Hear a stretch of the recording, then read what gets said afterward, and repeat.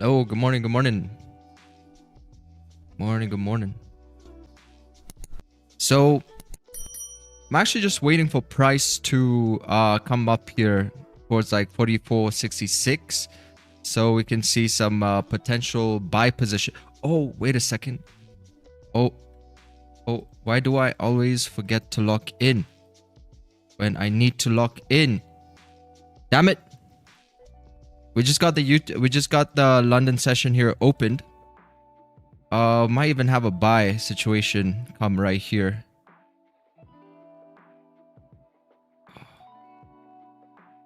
Well, let me see how this looks. Should we take it? No. It would be nice to get a candlestick first close bearish. I want to see a candlestick here close bearish. Looks like it's just gonna move up though. Yeah, it's just gonna move up. Let's see. Maybe we can get it on top of here.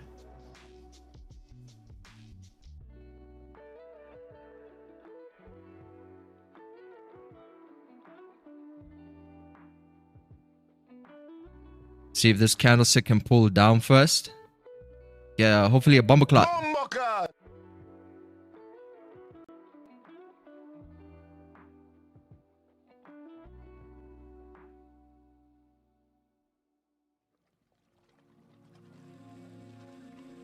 See if we. I want to get a buy over here somewhere, but need some little bit more structure. Just a little bit more structure.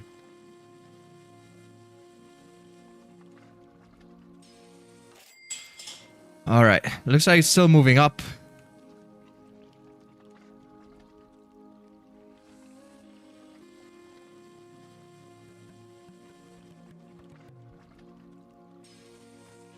Hey, morning everybody. Morning Joshua's, Tall Trader, Ricardo.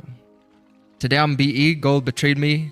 Once again, 1W is at NASDAQ. 1 loss gold. This morning I hesitated. There was a buy situation. You know the problem, like, there's a buy situation right over here this morning. And I was looking at this. I was thinking, okay, you know, we fill this range down towards support region over here. And price started to push upwards. It gave like a small little confirmation over here too. And then we had clean range to continue to move up towards resistance. So I was looking at that bearish momentum over here. Kind of like made me hesitate. So didn't take any buys over here. But, you know, ended up taking a shotgun entry model right over here. The annoying part of the shotgun entry model is like it closed beautifully, created a bottom wick. But I think the annoying part about this was it pushed like literally in the last 5 seconds. It's so annoying when the market does that little trick. So when it was like coming up like this, it literally did that in like the last 5 seconds. So I got like slipped all the way up till up there.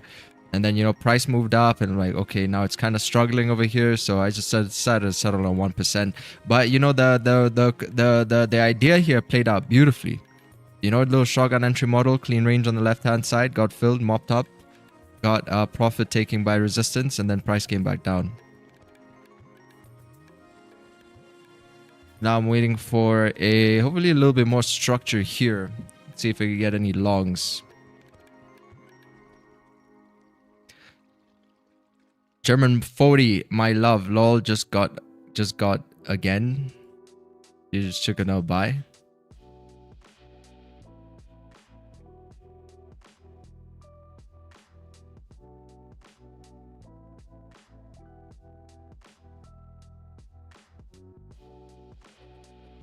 Looks like a console which got faked out, liquidity grab by then to move up bullish again.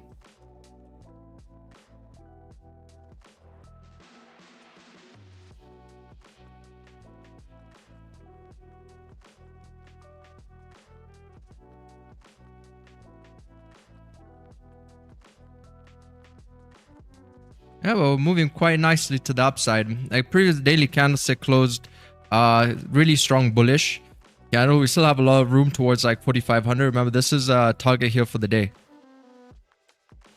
4,500. That's where we should be heading up towards. It's only about like 370 pips away. I might be forming an inverted head and shoulders here too. Left shoulder, hair, right shoulder. So you just corrected this range, profit taking at the top of the full range. And then it just had a small retracement after profit taking right over here. So it just broke below this lows to fill this range. So it filled a bit of this range too. And created like a support area. So now we're expecting to see if this can become a fake out zone. Like candlesticks broke below and then V-shaped reversal back into this region, I guess. And then for us to continue moving up, break the highs and then move up on the daily. See, we still have a lot of volume to the upside here from Asia session. This is just pullback, some nice ranges. This V-shaped reversal, like similar thing that happening here. That's happening here, but like on a smaller scale.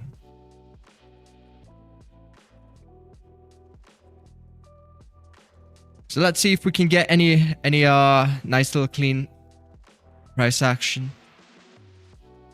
I knew something was cooking up here. I just wanted like one more see push out like 26. I just wanted like one more candle to close bearish. That's all I wanted. Boom, boom, boom, boom, boom. Yeah, it would have been nice. Just one if this candlestick had closed bearish for me. And then the next one break above the highs, that would have been perfect.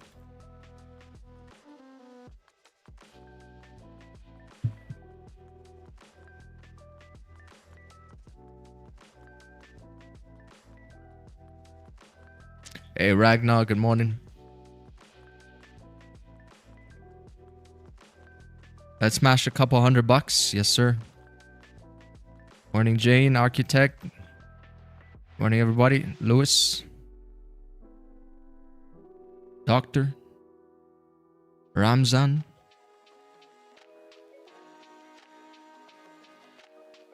I don't think that bullish exuberance on gold is over. I feel like maybe it's just a late start into the day.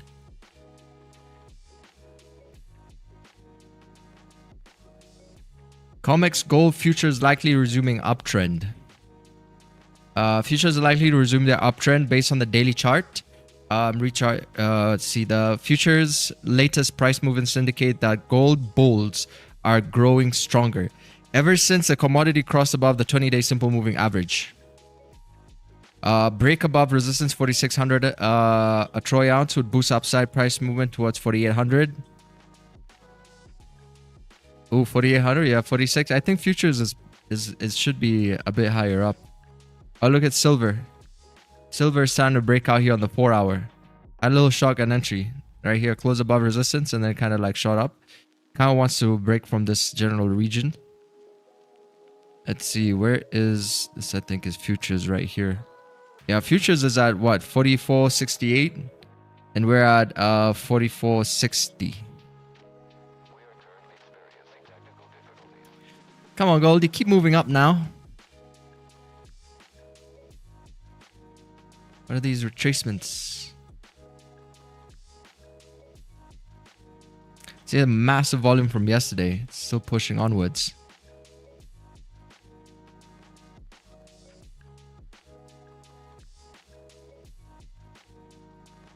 I don't want to see gold come down too much. I kind of want us to hold just this general vicinity. And then we can see if price can move up bullish. What's up, Kraken?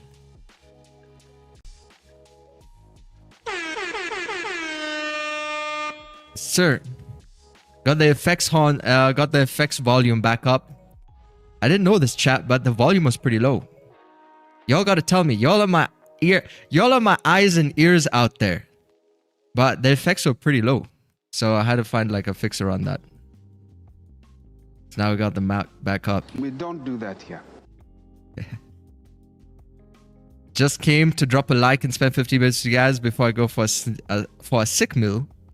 We dressing up as tradition Chinese men and eating in a theoretical restaurant. B-day meal for Sunday. Oh, nice. Happy birthday, brother. Enjoy, enjoy. Yeah, you know what I heard? I find like those little noodle packs, the bulkan. I think they're called bulkan or something like that. Man, you eat one of those things and that's basically your salt intake for the day. Right? Maybe even a little bit above that. Just one of those things. But they're so good. Especially the hot ones.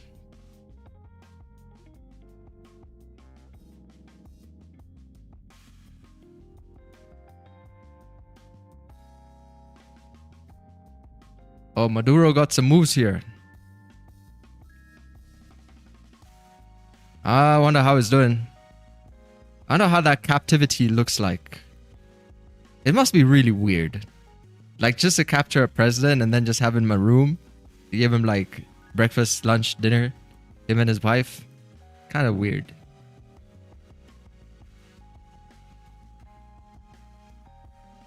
Say you're gonna sit on here until we figure out what we're gonna do with you. Oh, Trump walks into the room and is like, "What are we gonna do with you, Maduro?" Maybe. Oh damn! Maybe they're gonna clone him. They're gonna clone him, guys. They're gonna send someone else out there. Like, you know, if you talk to a lot of like Russians as well, like, because I'm half Belarusian, like, and in the circles, they think like someone like Putin is kind of cloned. They think Putin is cloned. They don't think it's the same Putin anymore. Something like that.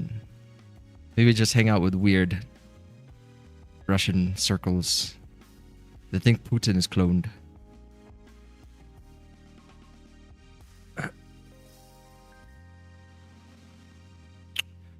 All right. Let's see. Got like a small break here. What's this? Break of support. Shoot above. Little clean range. If we break this high, it's like 21 pips.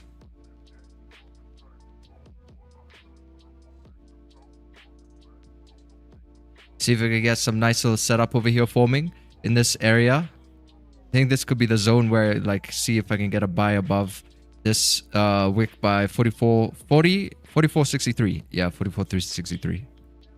The Maduro stuff doesn't concern me. If Agent Orange really reaches out for Greenland, things gotta get spicy. 2026 off to a bang already. Holding buys from 4400, good level TP 4520.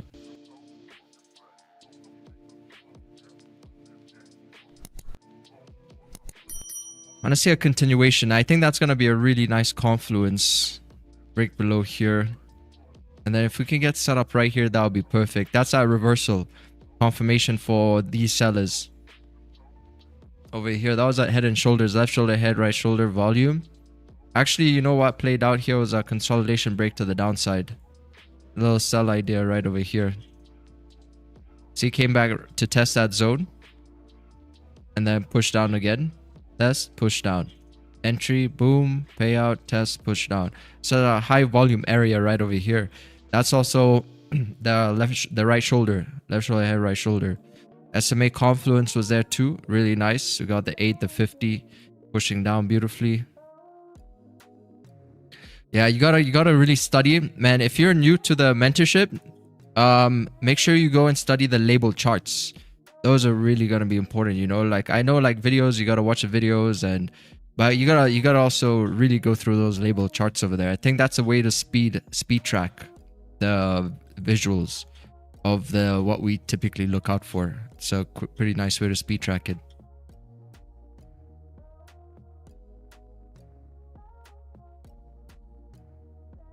Label charts.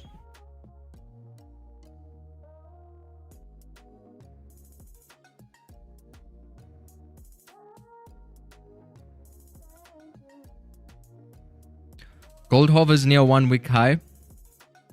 Let's see, President Donald Trump said on Sunday that Washington will temporarily run Venezuela and warned of a second strike if the interim government fails to comply with U.S. demands. Investors are closely monitoring upcoming U.S. labor market data, particularly the December jobs report due on Friday, for further clues on Federal Reserve policy outlook. Meanwhile, Minneapolis daycare. Minneapolis Fed President Neil Kashkari on Monday highlighted concerns of a persistent inflation and a potential rise in unemployment, while noting that interest rates might be closing a neutral level. Oh no, it's Minnesota. Yeah, it's not Minneapolis, it's Minnesota.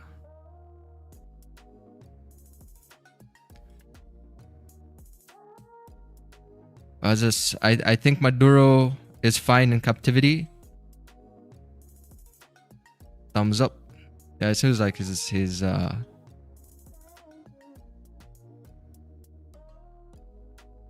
what happens is Nike Tech.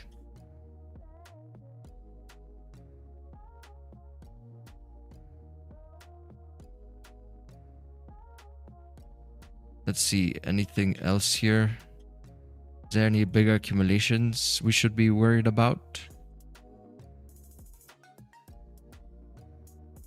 Did I take a long? Yes. I took a long.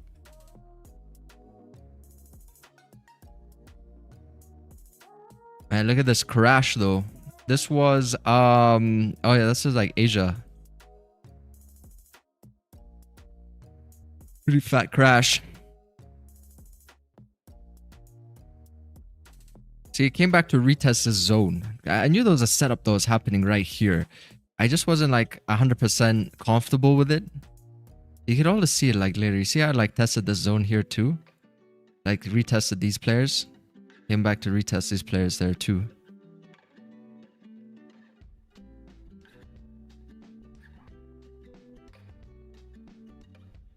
Thinking about getting back in this trade, like getting into this trade. I saw it break, but I was like, okay, so we got a nice push. When price came down, I was thinking about getting back in, expecting, you know, something like this, like just a retest to keep moving up. But I hesitated. Then it was too late.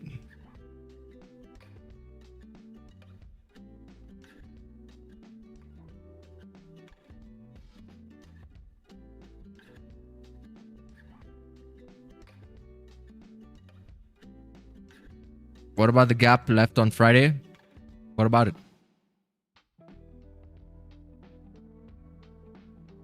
Gap was already filled.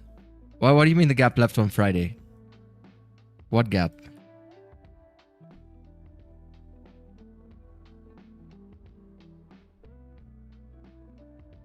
Yeah, we should be towards like 4,500.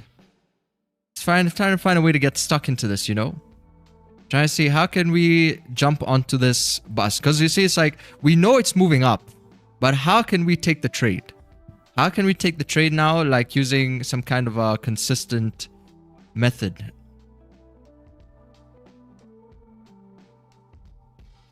You know, so we gotta wait. We gotta wait. Even if it's moving up, we have to be okay with it moving up without us. Until we see that clean entry. Okay, candle just pushed there. Even 5 minute just closes out a top wick. Lots of volume. You see how the volume is coming in here? During the London Open. See, London Open, volume. Right here. London Open, volume, push. Let's see. Can you explain the difference between accumulation and consolidation with an example? Yeah, this would be...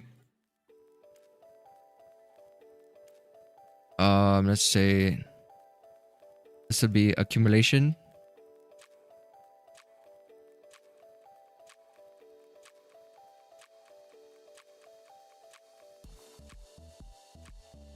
And this would be consolidation. That's it. That's all that it is. They're both basically the same thing. Accumulating orders, consolidating, moving sideways. The thing that which confuses a lot of people is range, right? Because this can be a range as price, you know, let's say as price comes down, such as this, and then creates like that range for price to move back up. That's like a range, right? But this is also a range. The market's just ranging. It's moving sideways too. That's a range and that's a range. It's stuck between a range, right? It's stuck between this high and this low. That's a range. But also, as price comes down, it's created a range from this high to that high. Then that's also called a range.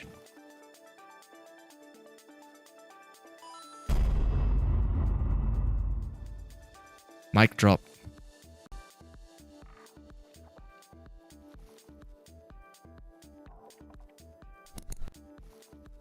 No. Gold is flying. Yes, sir. Why are we running, Goldie? Why are you running? Why are you running? Why are you running without me? Please don't leave me, gold. I'll change. I'll be better. Oh, now we're up 0.47%. This is nice because daily is starting to kick up some volume here. You can see 4,500.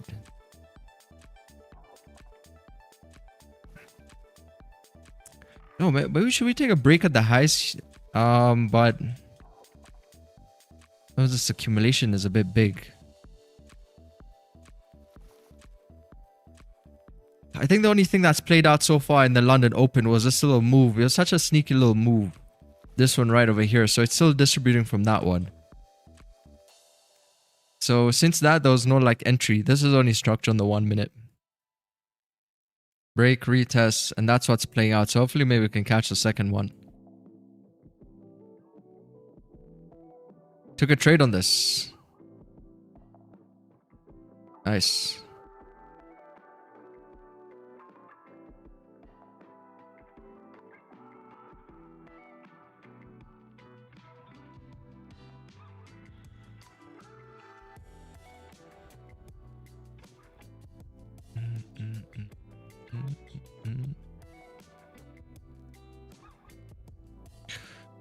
I purchased membership, but I haven't seen any signals on Discord. I don't fully understand how it works. It's not on Discord, it's on Telegram. I think you sent a message on support over there. We sent a screenshot. On your left hand side on the WAP database, you're gonna see Telegram signals, you're gonna see Discord roles, you're gonna see all of these things. It's literally written Telegram signals. And if you click on that, it's gonna say something like claim access. When you click on that, it should just take you straight to the group. You know? Just look on WAP. Click those buttons. Then you get your roles. Even on Discord, you need to get your role.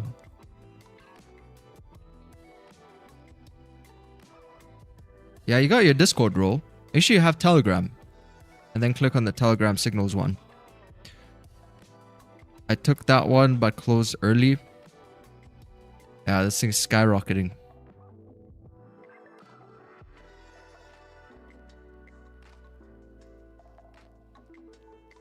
So we might wait for a 75 touch, short this down to 70, and then take the longs to break above.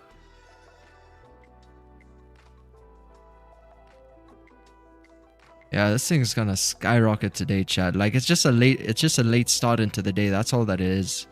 Just had a late start. Look at that distribution. Oh my days. Why are you running? Like seriously, Goldie? Seriously? Could have at least made one more bus stop here for the latecomers.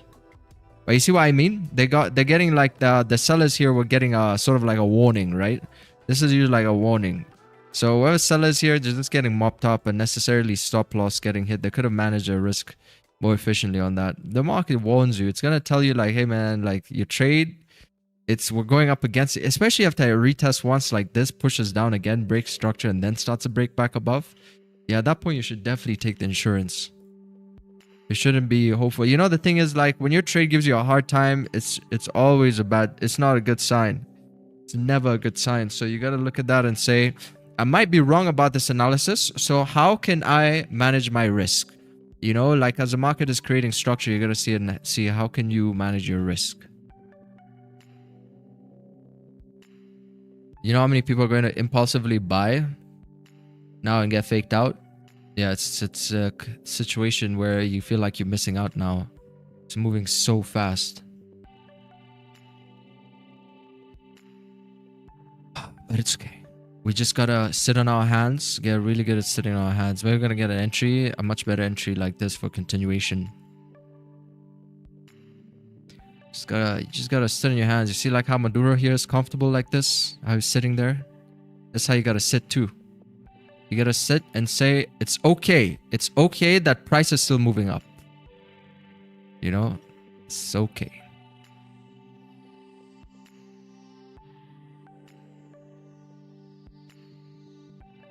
Man, some guy in my comments was telling me, I think he deleted that comment, but he was saying in one of my posts there that, oh, you know, How can you sleep at night? Making fun of this situation with Maduro. I just told the guy, like, hey, listen, man, I'm not a politician. I'm a trader. Like, what are you talking about? You know, like, this is my industry. This is my industry. People make money off of misfortune all the time. You want to become a hero? Go do something else. You know, go sell ice cream. If you want everybody to like you, go sell ice cream. Trading's not for you. Traders are one of the worst. Like, people dislike traders because, generally speaking, when something bad happens, you're gonna look at the billionaire and say, oh, you know, that guy made his billions off of 9/11. It's like, what do you expect him to do? Lose money? Take the opposite direction because he wants to be a nice guy and save the economy? Man, go be a hero somewhere else. You know, this is not a place for heroes. You just gotta do what you gotta do. Gotta get the job done, right? Gotta perform. My job is to execute.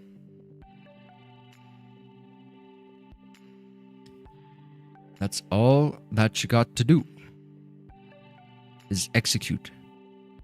No questions asked. If price is going up, so you gotta see how you're gonna take a buy. Price is going down, how you gonna take a sell.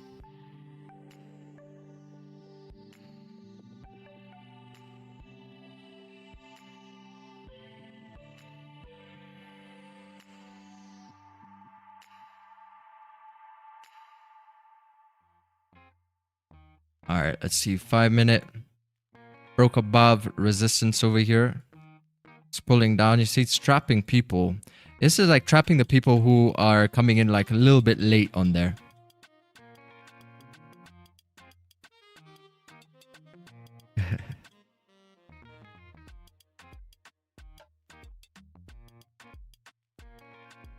People afraid of anything.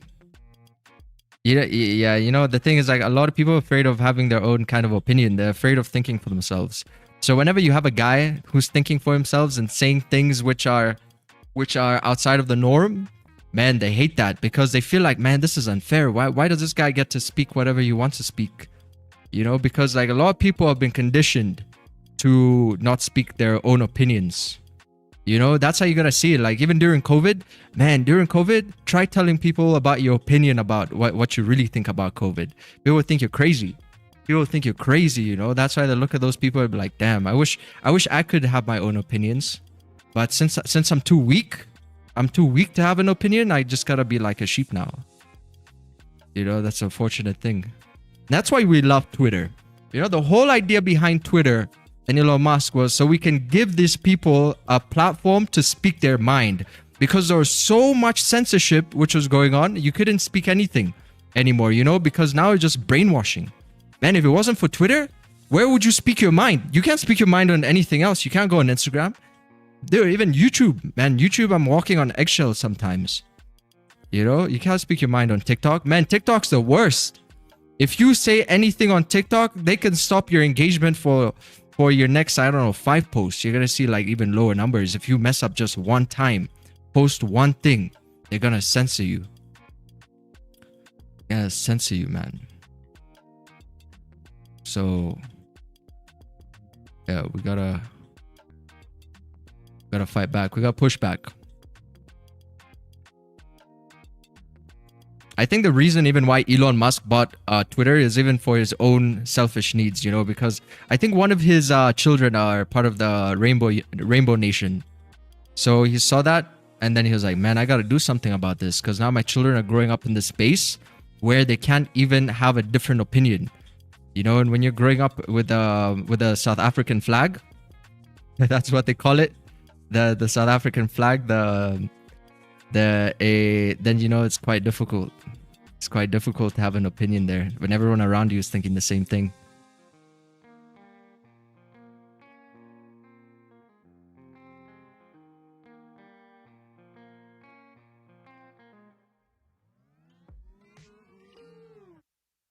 Why do they call it the South African flag? Let me see. South African flag. Oh, because of the colors.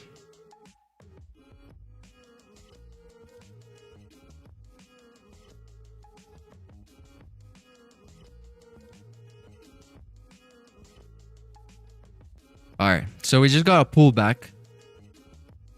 We're still up 0.42%. So let's see if we can get that continuation.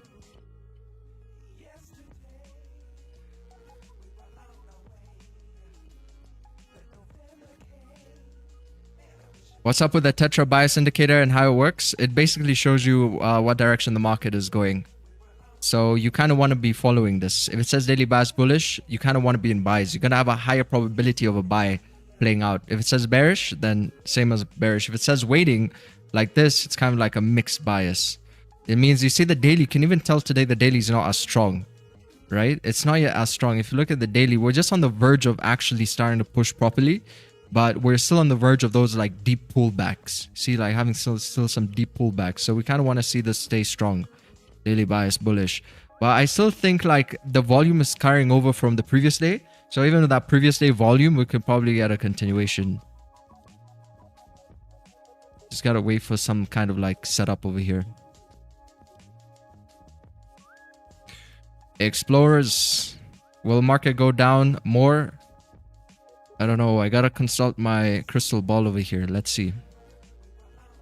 Let's flip a coin. And see. Let's see. Target choice. Heads it goes up. Tails it goes down. Hey, come on. Coin lands on tails. Okay, yes. Yeah, I think it's gonna go down more. Gold is running slow today. Yes. It's quite slow. Quite slow, mate.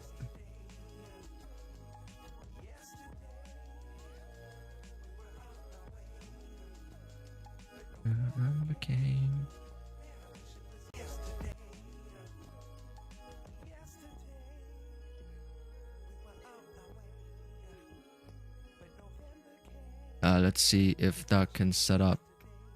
Daily bias bullish. Oh, we got. Oh, nice. Wait, what was this? 208. Oh, 208. Oh, broke out the same. This is like the same trade that I took this morning. I think that's how the shotgun looked on the 1 minute time frame. So you got a fake out over here. Oh, nice. Yeah, this was the trade. This is the exact trade that I wanted to take. Right over here. Entry at the break of the 1 minute wick. SMA cross below. SL20. This was the exact trade that I wanted to take this morning. By 44.59. For price to fill up this range. The W trade.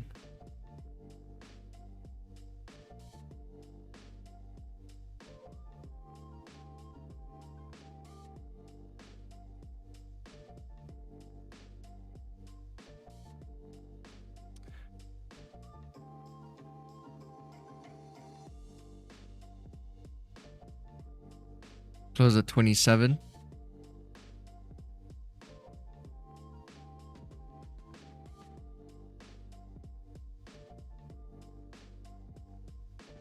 First loss of the year. Close a position to early smash TP after taking me out.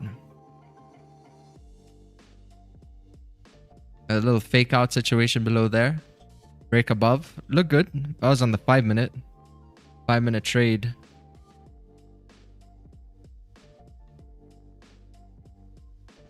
Me and Gbpjpy took the same exact trades yesterday. Like, look at his trades, right? Look at it straight. He took a buy here and a buy up over here. Correct? And then look at my trades. Took the same trades. Took a buy here and then another buy on the structure up over here.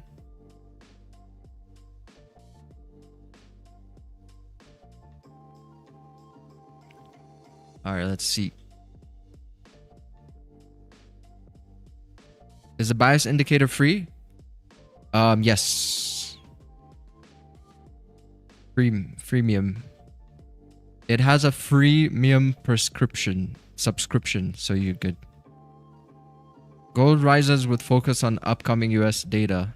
Gold prices extend gains in early trading as investors turn their focus to a raft of key US economic data this week. You've got ADP tomorrow. For more cues on the monetary policy outlook.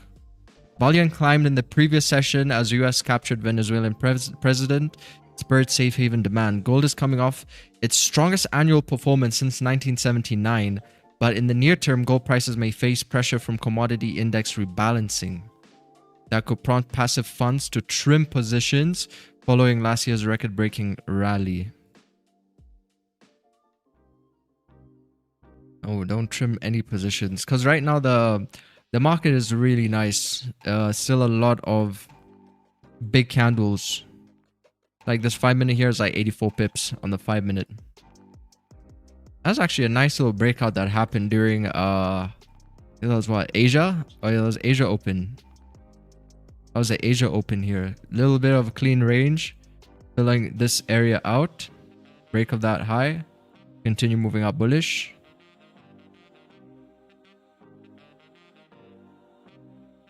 On the 1-minute. Got triggered in. The master would say 67.8 long. Now.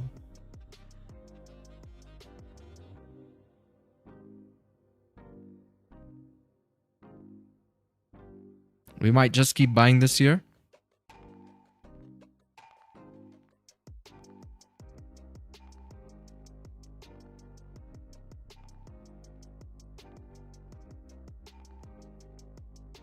The Tetra indicator cannot see it on TradingView. Just add to your favorites.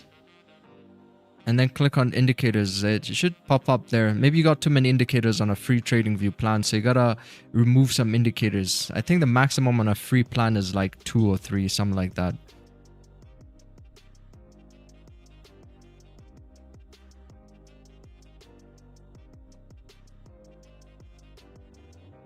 Twitter is for serious people, yes. I like Twitter because Twitter is such a different space, right? That's where people also like to expose a lot of things, and you know, that's why people complain about a lot of things and services.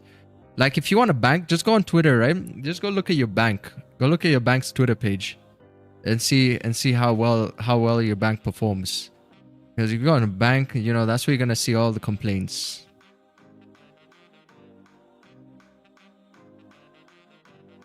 Might see some horror stories in there. Is it a W pattern? I don't think that is important if it's a W pattern.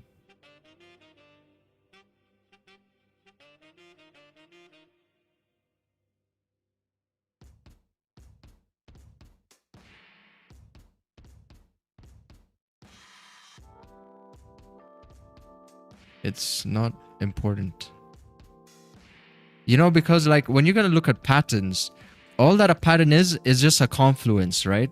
So if you're going to look at this and you're going to see left shoulder, head, right shoulder, all that is just, it's a pattern. It's just a confluence, correct? But you never never really trade a pattern. I think people like to trade patterns assuming that that's the play. So you're going to see something like this. But of course, in this scenario, it played out. Then you just assume that that's going to be the right shoulder, correct? Most of the time, that's how people trade like a pattern. Of course, it played out here, but typically you want to use that in confluence, some kind of confirmation.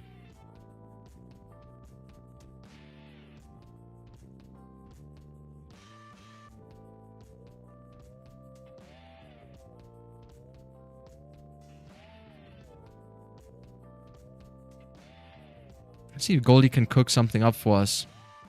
Be nice to maybe see something of the sort happen, like candlestick move up, such as this, and then candle move down, such as that. Create us our range, and then break out of that range to fill this next range here on the left-hand side. That'll be good. Maybe even like give us a small fake out situation below here, like maybe see a wick like this. And then that becomes the grab for price to continue to move upwards.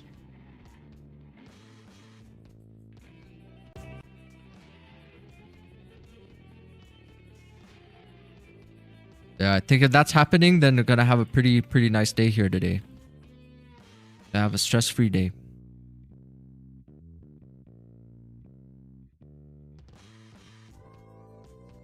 Stress-free trading.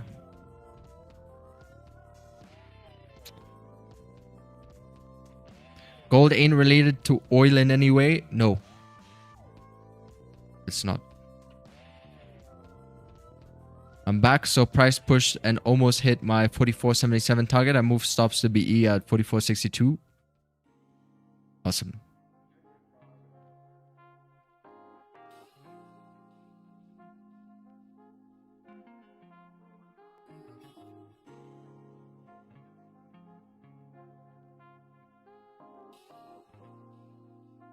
Props to this man for not hiding the losses.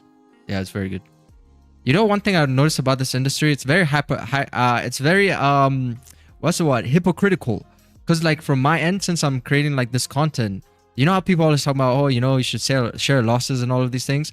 Man, when you share losses, you know the reason why people on social media don't share losses is because when you're gonna share losses, there's something that how do I even explain this? I think it just discourages people, and then they don't really appreciate the transparency as much as they appreciate tearing you down. That's how I would explain how it feels like, you know, to share a loss. Because, you know, people on the internet are always going to look for reasons to tear you down. So you can go on like a 20 win streak. You're going to share one loss and they're going to make it seem like you've been losing the whole time. And they're going to be like, oh man, you see this guy's strategy? I told you, man, this guy, this is not good. This is the wrong way to trade. That's a problem. That's the problem. I tried sharing more losses in the past, and man, the reception is just not as positive as you would think it would be. Like, God's honest truth.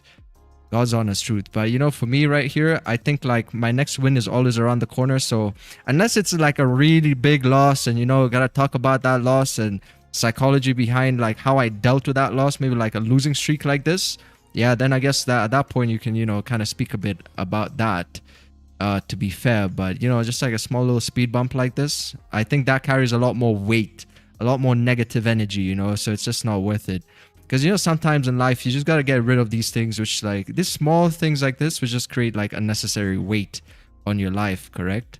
And it's always the negative emotions which carry like a lot of the weight. You know, a lot of us are still carrying some negative emotions from losses we've taken this morning. You know, just move on. Just move on. Next trade's around the corner. Why would you let that one loss you took today already like affect your whole day? You know, like losses feel so worse than winning feels good.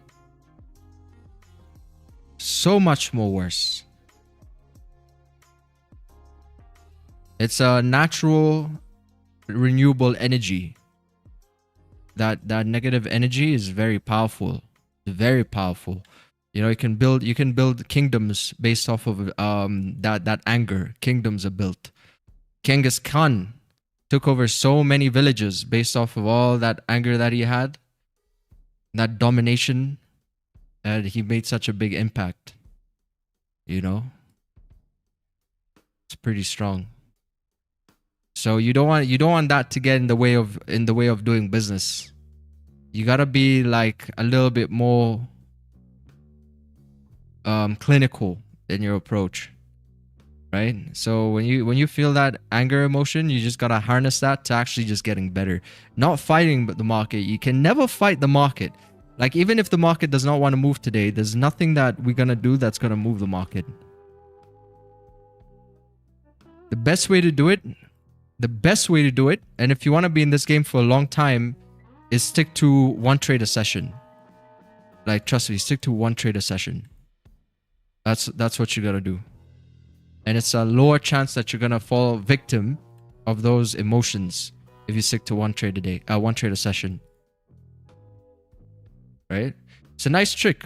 It's just the same way as if you got like some impulsive behaviors, you have to wait, you know, maybe a few 10-20 seconds before executing your trades to see how the trade can play out, because sometimes you get in too early. Let's say this, and then that happens. If you're finding like that happen quite a lot to you, like this, and then within a few seconds it comes down, just wait a few seconds, you know, just wait and then monitor it. You know, you can still monitor. Like, that's literally what I wanted to do with this trade this morning, because I was kind of hesitating. I watched price break above. I was like, okay, so this is currently playing out right now. You know, don't think like you're missing it. Just think like you're getting a different set of eyes. So you're seeing it play out. I'm like, okay, so we already had a push. Then price came down. It was literally right here. I was thinking maybe you should just take a buy.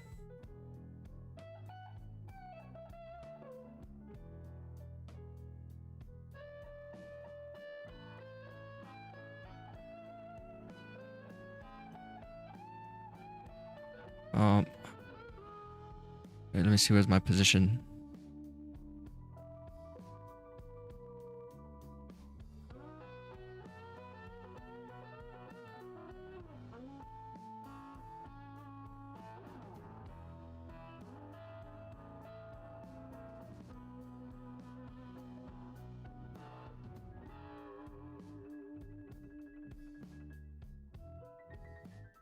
All right, so if this candlestick here closes bullish,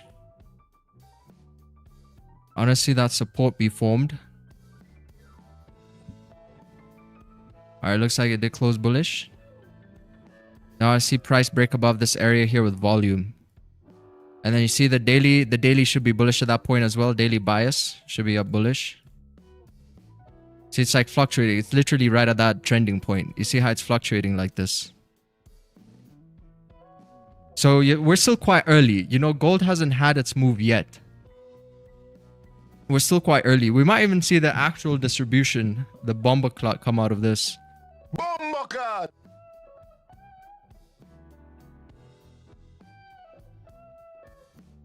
Still early in the day for the buyers. See, it's coming in. Volume should be coming in.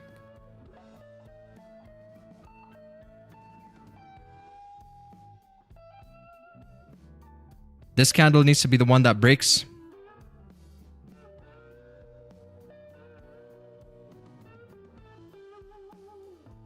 Got a nice kiss of death on the 8 SMA.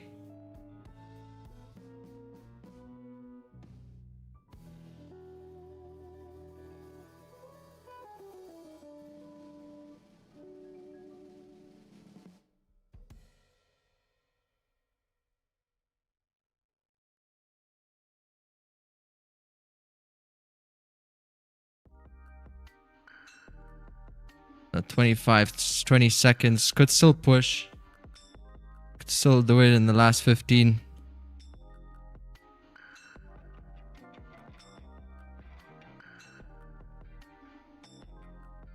Damn, I don't like the look of that. Now it's trickling.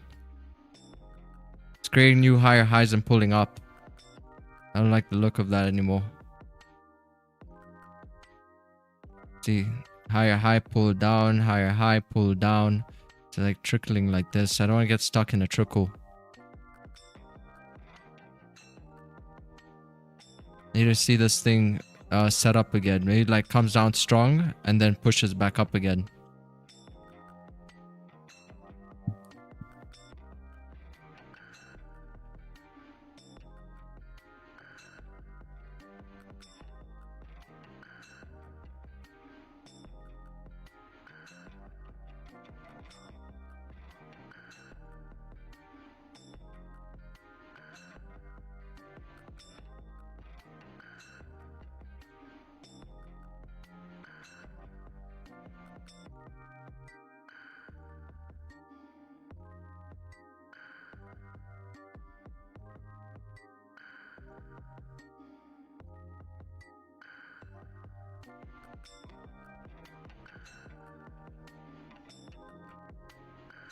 Had one loss in Asia, one win. It's taken a minute to have my wins outweigh my losses. Awesome, Jimmy.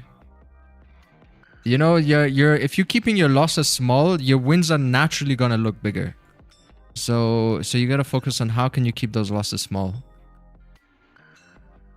You know, the ways you're gonna keep them small is taking maybe 1 or 2 trades a day, and also taking the insurance when the market gives it to you. Gotta take the insurance, because I get it, you know, sometimes want our trades to play out, but if it's giving you a hard time, you just have to let it go.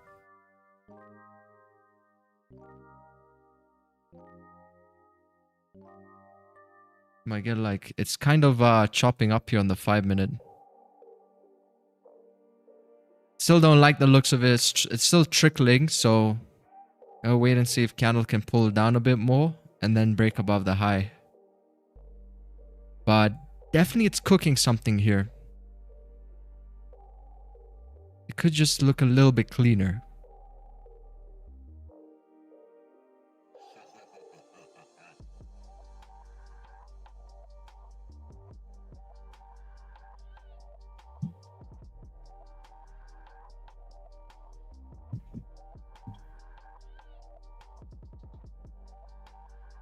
Be nice to see even like maybe a quick wick down over there, like a quick pull back. And create something like that. Just to take out this low and then skyrocket upwards.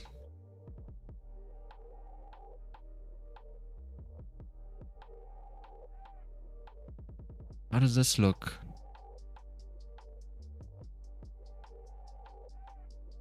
So we could go for... We got a new 5-minute open. Oh, the new hourly candlestick is opening up soon. In about like 5 minutes. I was considering taking this, but yeah, we got that variable of the new hourly candle open. So I think I'll wait for something a bit more obvious.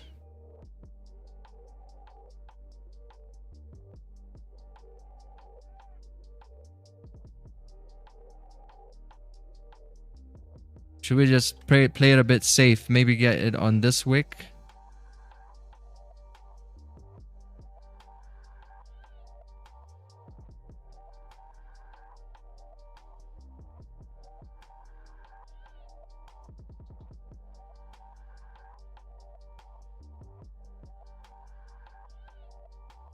It would be nice if we can hold this range for a bit longer. For like 4 more minutes. Because if it breaks now, we're gonna have to deal with HTF pullbacks. Hourly pullbacks. So I don't want it to break now.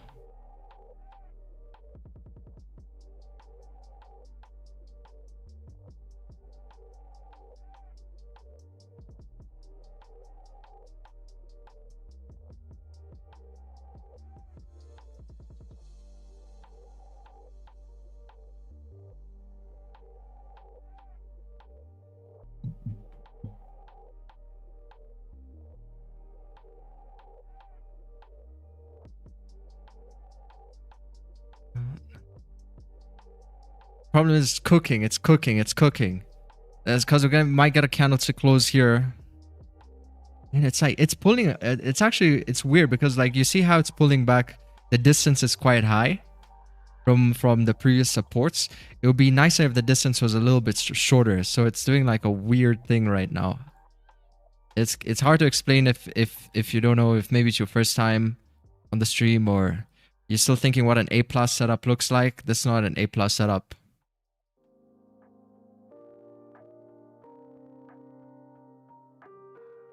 Two more minutes till the hourly open. So basically the idea here is I'm trying to catch the next hourly candlestick. Got 2 minutes 20 seconds. Now you see this hourly candle is kind of like pulling people in right here from these highs, because we can see on the HTF it's quite clean for price to continue moving up towards like 4,500. Remember, 4,500 is a psychological mark. We're in striking distance of 4,500.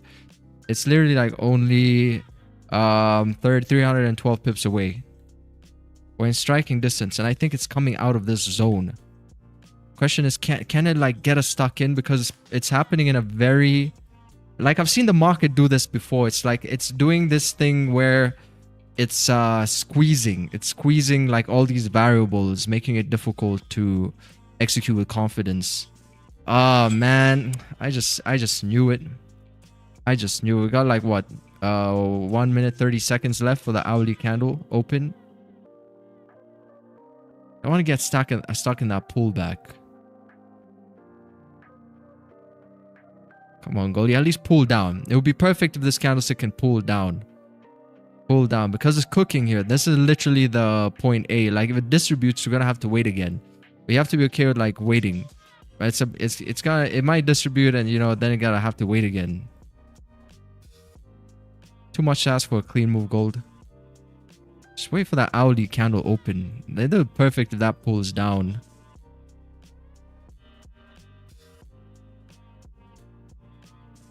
like pull down a bit heavy.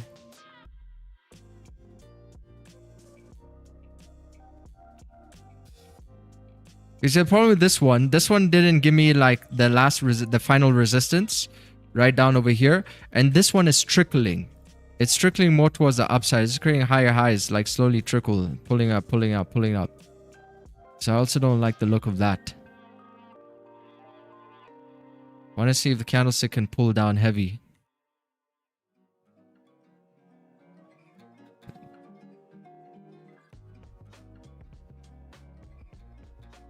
You see maybe potentially a few candlesticks.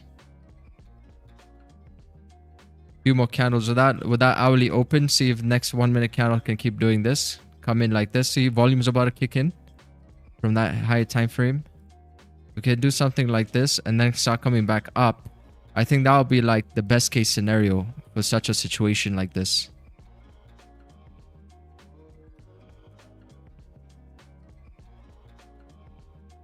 That would be the best case scenario. So you see, we're gonna print it. We're gonna draw it here using our magic wand,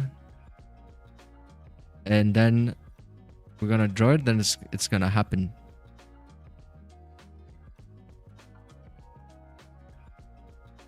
So this is it. If we're getting the first one. We're getting the first red candle.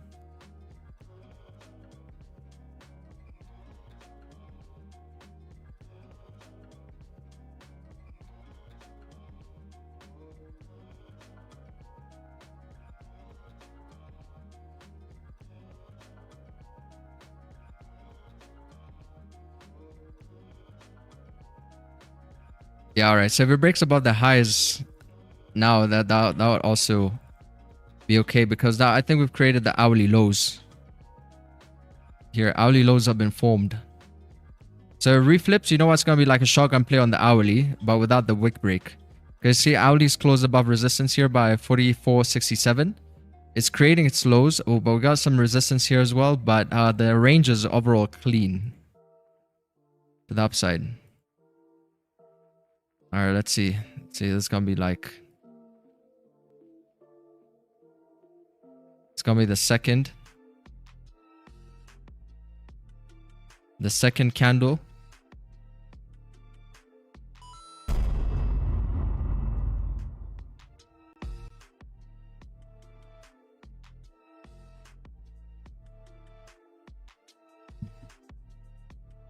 Now, the skyrocket candle. Come on, Goldie.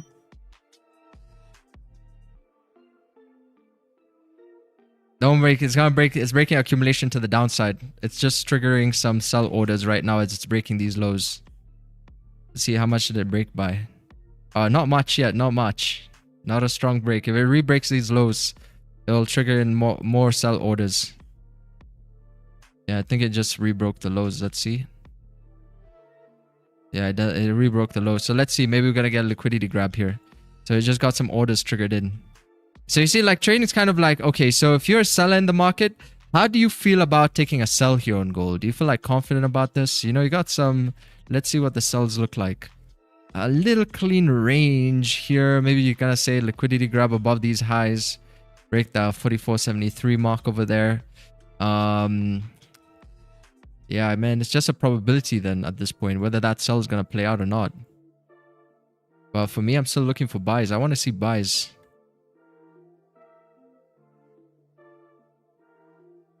We're gonna have that as maybe a potential fake out confluence would be nice. But typically it shouldn't even break these lows if it didn't want to go down. Let's see what it does.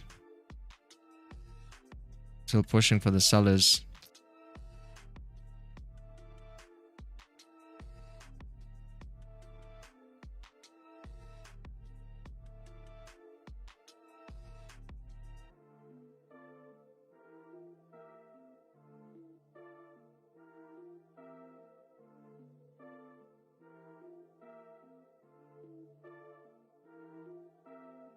Why you not trade NQ? I just don't. Why would I trade NQ? Because everybody else is trading NQ in the ICT space. That's what all the fair value gap traders are doing. They're all trading NQ. Because, you know, you got to think for yourself, right? Even when I started trading, I just traded what everybody was trading. You know, people at the time I was trading GJ. I love GJ. Even though GJ was complete garbage, I still traded GJ just because everyone was trading GJ. So, you know, I fell victim of that mentality over there until at one point I was like, man, GJ is not, I just keep losing. I keep losing on GJ. I remember that day it was like around lunchtime, somewhere like around 1 p.m. And I took a gold buy position, and man, like my take profit got hit so fast. It's like, I like gold. I think, you know, gold is more straight to the point. It doesn't like play around too much. You know, like GJ plays around because the volume is a bit lower on GJ. And I started trading gold. It's like, man, why didn't I ever trade gold? Because everyone was telling me gold is scary, gold is volatile. And let me tell you something, like, if you remember how you looked at the charts in year one, just try and remember how you look at the charts. Like when people tell you like gold is volatile, gold is scary, you actually believe it. Like I remember times I would see gold move crazy sells, like crazy selling pressure. But the way you looked at the charts then, it's going to be so different from how you look at it with a bit more experience. Like it's so different. Sometimes I would see gold move so fast and be like, wow, people are right. Gold is a crazy pair, but in reality, it's the safest pair to trade, in my opinion. Because gold does what it means to do. You know, if it breaks a wick, you see like the situation I said, like, it shouldn't break this wick if it doesn't want to go down. It actually shouldn't break that wick. Is it like broke the wick? And then look at this, it's already down like 23 points. You got sellers come in right here. That's why I like gold.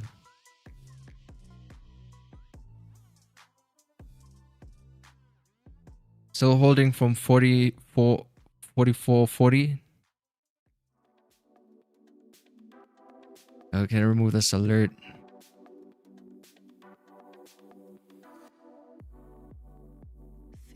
But gold's a bit weird today because it's not like pushing. It's clearly still bullish. But today it's not giving us that vibe like we got even like yesterday. Yesterday price just kept going up even throughout London here. But for London, we've gotten consolidation today. See, the market's still overall moving sideways. So we're stuck inside a 260 pip consol.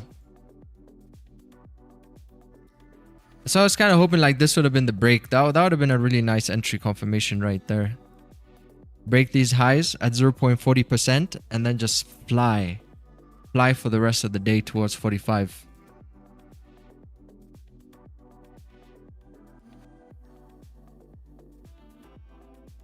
See, so it's just a probability. So anybody like looking for sells here, it's just like, what's the probability of then your sells that are playing out? You like take the trade and that's it. You don't look back. The worst thing you're gonna do is take a trade, have a candlestick go up a little bit, and then get scared and then get out of your position. Those paper cuts really add up. If you take a trade, you gotta stick it and then watch it play out. And only if it's like creating a lot of structure, let's say right next to your entry, then you can manage your risk.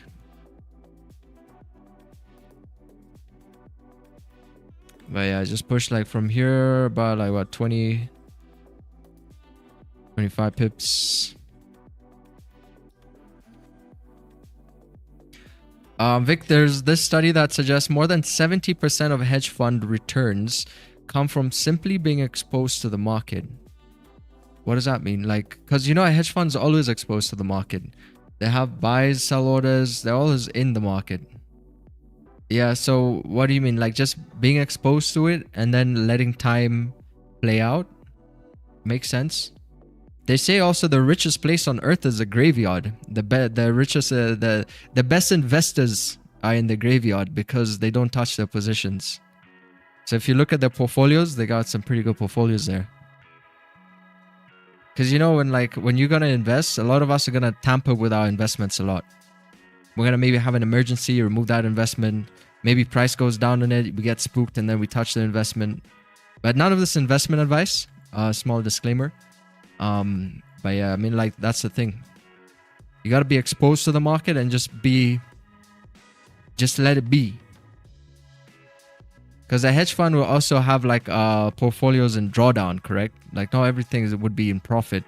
Maybe some got some portfolios in massive drawdown, maybe massive consolidation.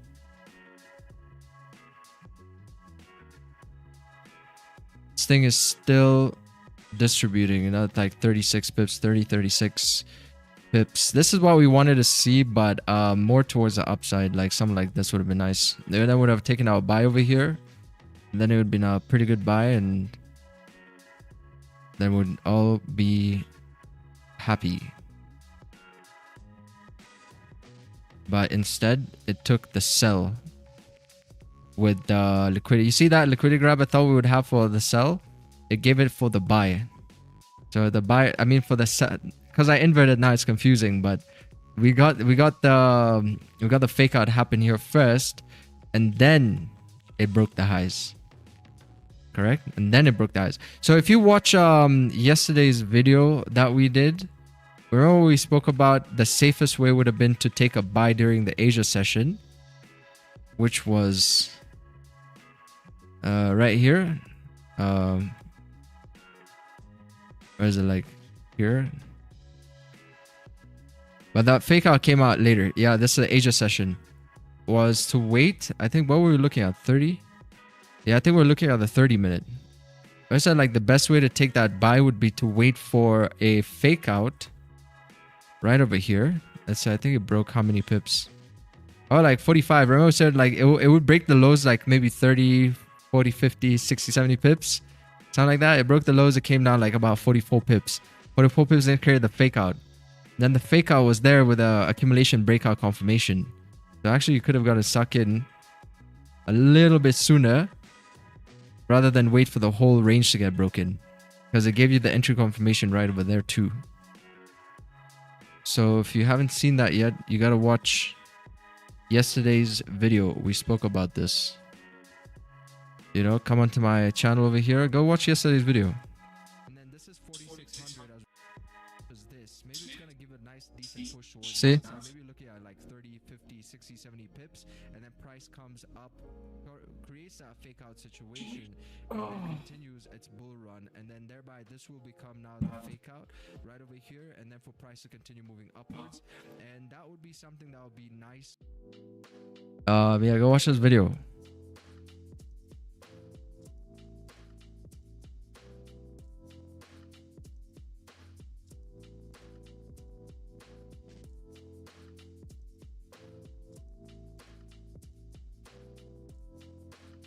Holy. Why are you running? Why are you running? Whips. Where are my whips? Buyers just got whipped. They got liquidated.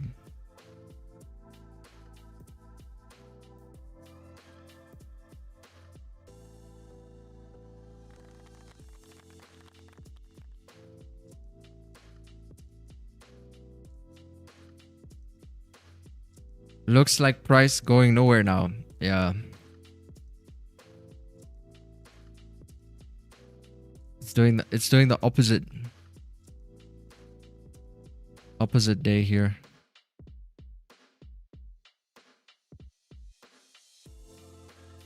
This gold drop is not so crazy. Looking on the 1 hour, it's just barcoding the HTF. Yep, actually that's true. It was just barcoding. It could be a reversal confirmation, because you see we broke above this high and we're still respecting this high over here. So essentially, like price shouldn't even break up below these lows. If it breaks these lows, that would be what we see on the LTF typically when a trade is about to fail, right? It breaks those lows and then we see it melt and then come down for the stops below support here by 44.27. So as long as it respects this area, we might actually just see this for hourly candlestick close bearish, and then the next one might give us our accumulation. Remember, it's also the HTFs do the same thing. They also have to accumulate. So we might see that accumulation and then it breaks towards like pre-NY or New York session open. So it's just ranging here because we have like, if you go on the 4 hour, look at how much clean traffic you got up towards 4,500. So it might even create that hourly 4 hour resistance just for us to go up later. So that's what could be happening. So yeah, the drop is not that crazy, but of course on the LTF, it's a pretty nice drop. So it already pushed like 100 pips.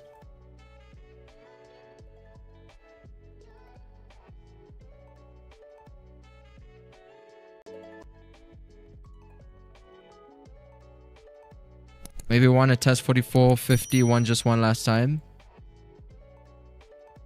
So yeah, maybe 44.50.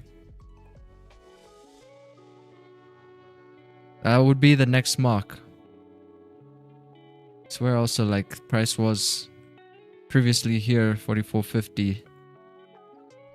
It's a lot of range. If you look at the market today, it's just like, you can see it here from yesterday's London close to today's market open. Just moved sideways and then also just had like one push up. And after that one push, again, it's just ranging. See, so there's not too much direction. But at least there's volume.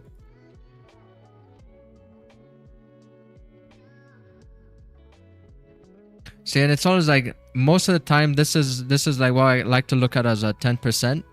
And then 90% of the time, price is just ranging like this.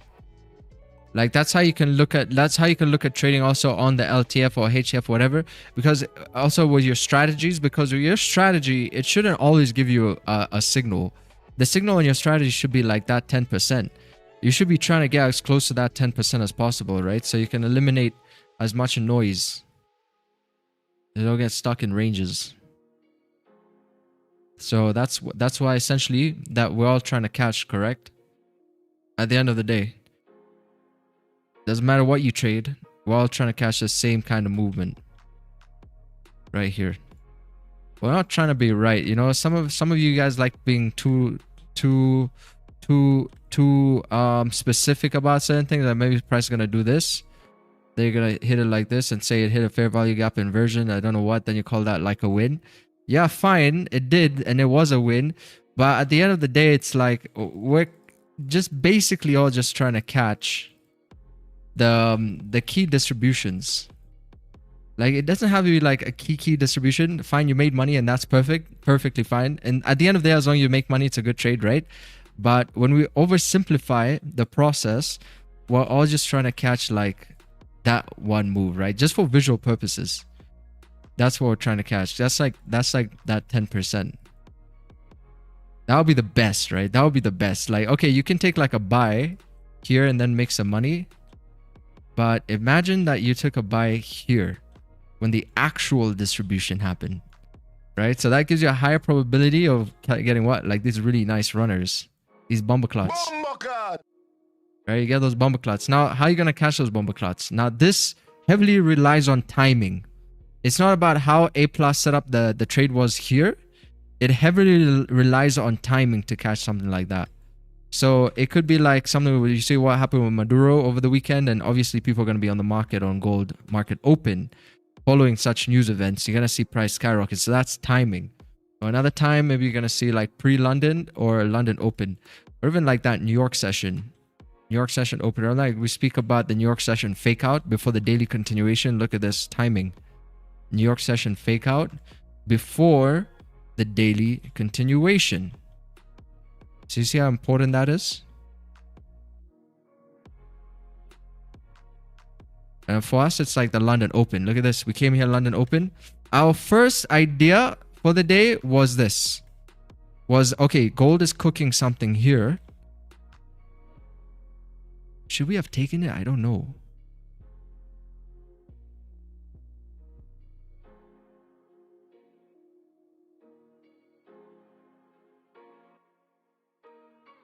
Because when I look at it like this, because I only saw it like this because I wasn't concentrated.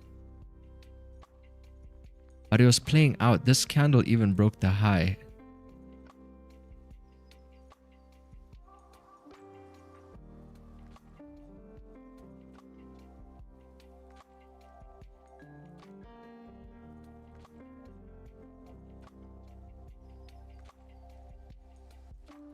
Yeah, my gut's telling me like that was really the one that I hesitated on. My gut and my plan. Candlestick broke above and then that broke.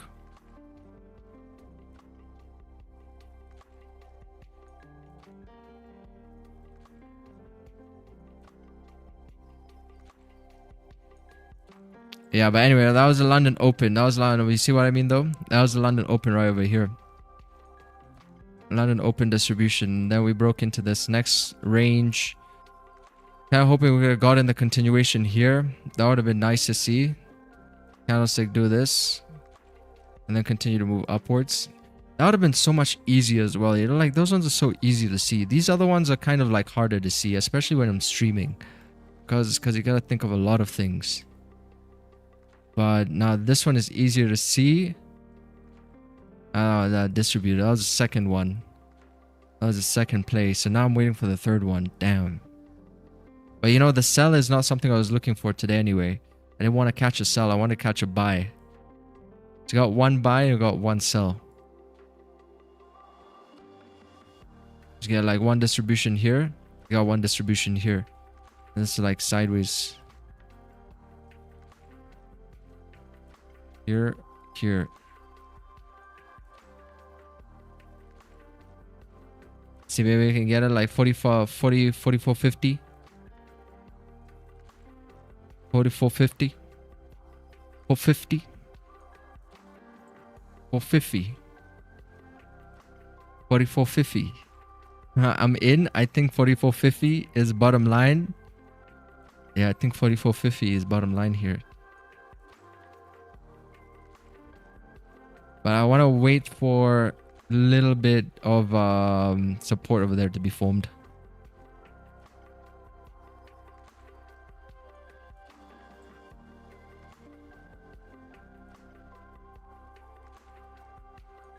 Yeah, too much hesitation today.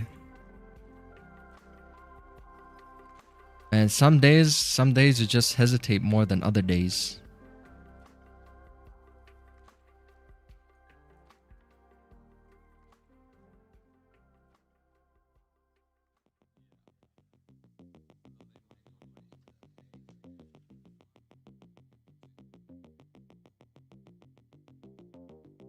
All right, awesome. Let's see if we get stuck in here. We got some nice clean range to the upside too. Let's see, maybe we got hourly candlestick pull up a bit more.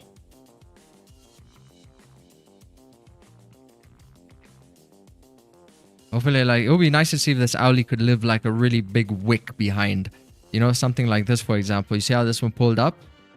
But we're gonna get like something similar, like here with this one. Like where it just pulls up and leaves like a really big rejection over there.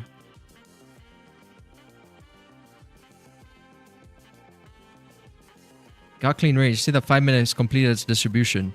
It's distributed for the sellers. So you got sellers who came in here, remember? And then they got paid out. But market doesn't move always in one direction. So it could consider coming back to retest their entries over here by 44.64. As question about the weight. You know, that's a weight question here because that hourly is like pretty big, right? Hourly is like this. It pulls up, it's gonna pull up. There's an hourly support level somewhere around here. It's a question about weight, like whether we can actually have the big fat rejection. But you know, the thing about markets, it's so capable of those things. Like we've always seen candles, like even sometimes I would think like the 5 minutes are overextended and then price just keeps pushing in that direction. You know, we're also at the bottom of the range over here by 44.50. See, bottom of the range, this is the top of the range. Entry looks like it's coming in late because that's where the 1 minute structure is. But if we're at the bottom of the range, then what's the probability that price now heads towards the top of the range? You know, when you just simplify it like this, what's the probability? I think it's a better probability because now you're trading what you see, right? Not what you feel. So that's currently what we are looking at. Is the price got like a support over here? And we got a resistance, you know? So, yeah, now we just gotta wait.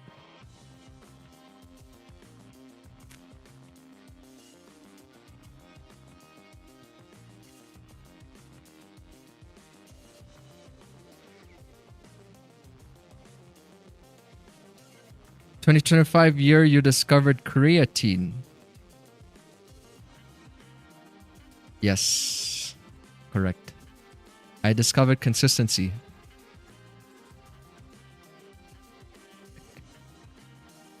I sell at 45. Maybe I can catch it.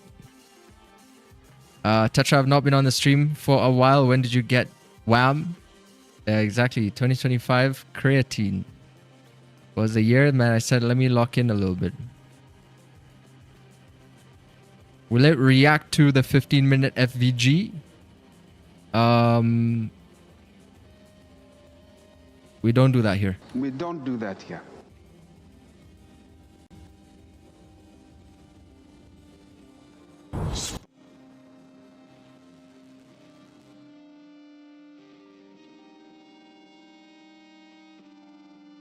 Creatine is awesome. It's daily along with NAC. Yeah, creatine is good. You know the thing about creatine, it's not just for working out. The creatine is actually, we need at least 3 grams of creatine, you know, but you're not going to eat enough meat in a day to get 3 grams of creatine in. But creatine is good for like elderly people. It's good for all people of all ages. You know, it's a supplement. It's a supplement because there's no way you're going to eat enough protein, for example, to get creatine.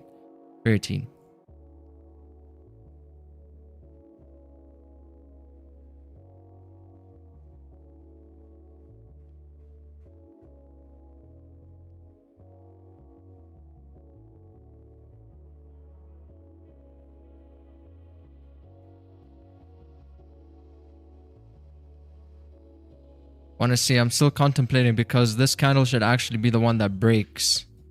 But see, it's closing. First trade of the afternoon. Nice elite. Honestly, candlestick close bearish. Very difficult. Very difficult.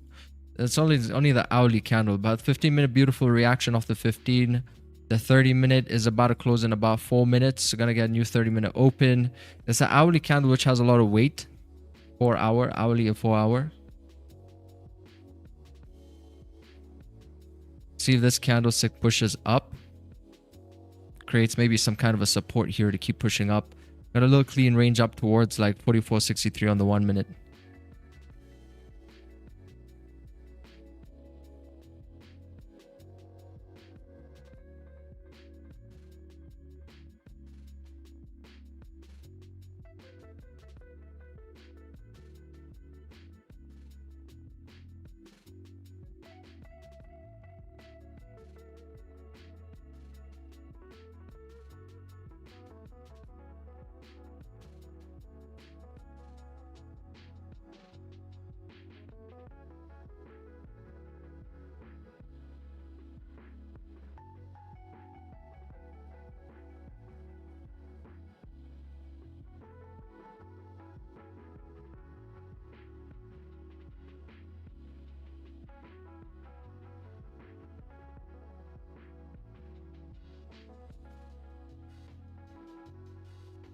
Why don't I look for FEGs? Because I'm not an ICT sheep.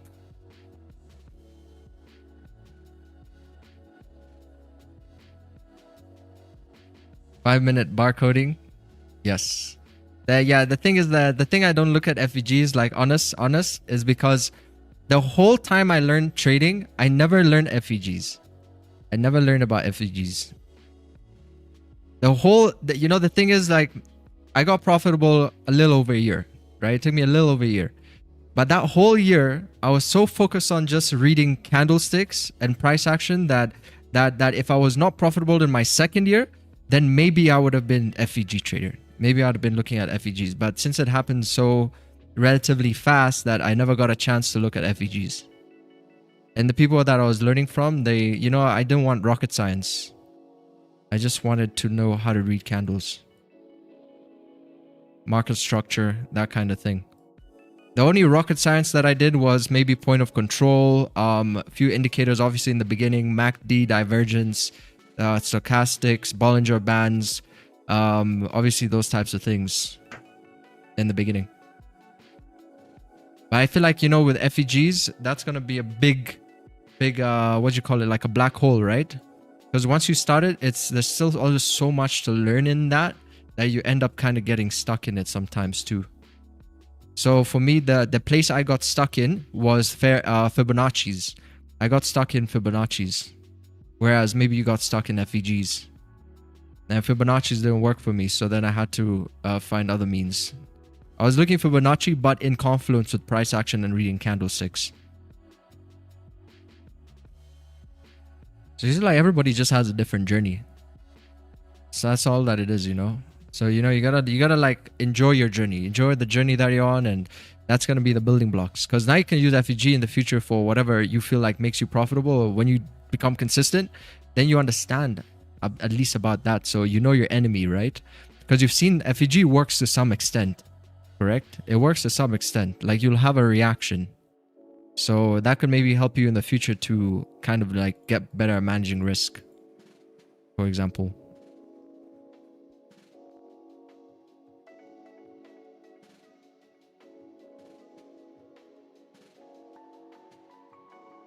That hourly candle is quite heavy, but we got the new 30 that's about to open. Here's the new 30 open. We got clean range on the left-hand side. 5 minutes just created resistance. Oh, man, look at that SMA. It's literally like catching up. We got to hit our head on that SMA. That's our 8 SMA.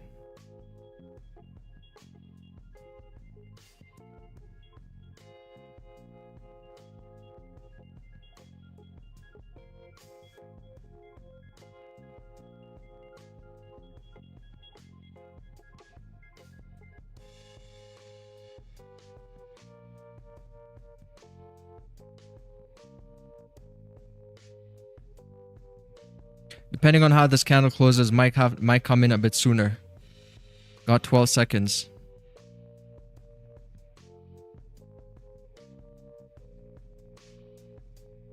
And in a situation like that's actually safer to come in a bit sooner.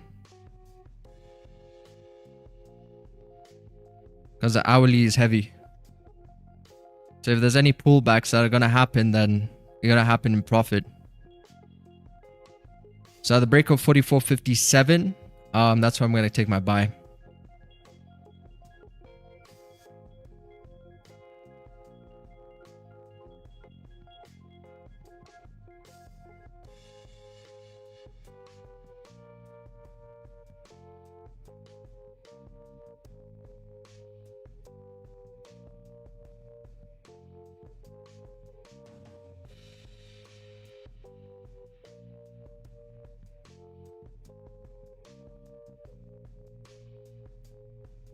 It shouldn't be breaking the highs now if it doesn't want to move up. Yeah. We've given like enough time for PA to create these resistance points. You see, we have multiple here. We got 1, 2, 3, 4. So if it comes down, it should just pull down. Let's see if we create that support. Now the next thing we want to see is a candlestick create like a support here. Like this. Trigger us in and then continue to move upwards. Or trigger me in.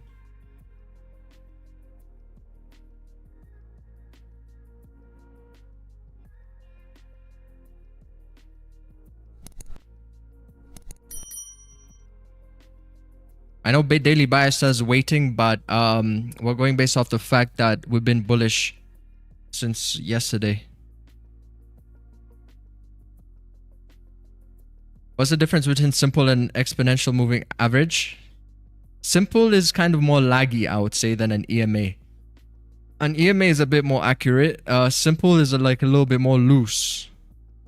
So with a bit more accuracy comes a bit more false signals too. Because it's tighter, I think. So that's why I prefer the SMAs. It will also be breaking the highs. It will be like a swing entry model, for example, at the break of those highs. Yeah, I like the way the setup here looks. Now it's a matter of how does it execute. Volume should be coming in as soon as it breaks 44.57.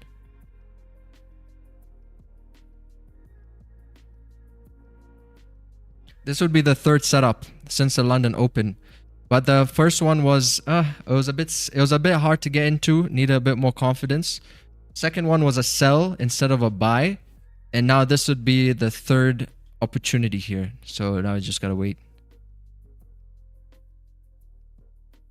I've seen the London do these setups like back to back 3-4 times before.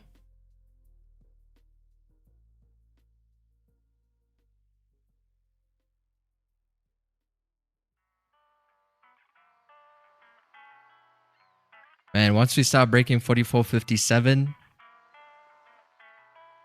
Gonna see some fireworks.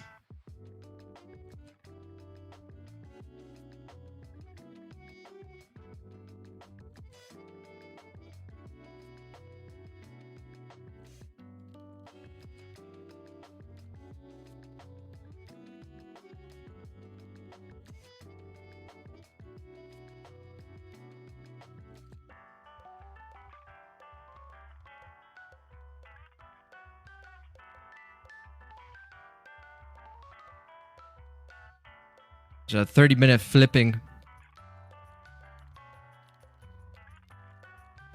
If this closes like this, the next one has to break. Let's see how 4 seconds. New 5-minute candle. Creating a bottom wick on my broker. Damn, I gotta pee so bad, chat. I gotta pee so bad. I want this trade to be over with.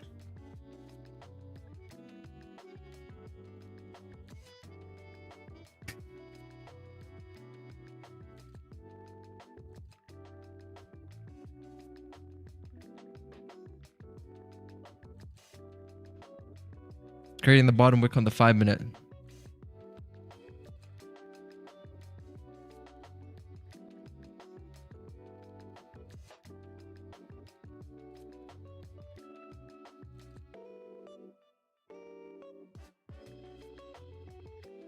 It's gonna trigger. Man, 9 seconds. Come on, Goldie. Stop playing with me. You might as well just close bearish. Just close bearish. Just close bearish. Oh man, it closed like a doji bull. Oh man, this is showing low volume, so we need a candle to close bearish now.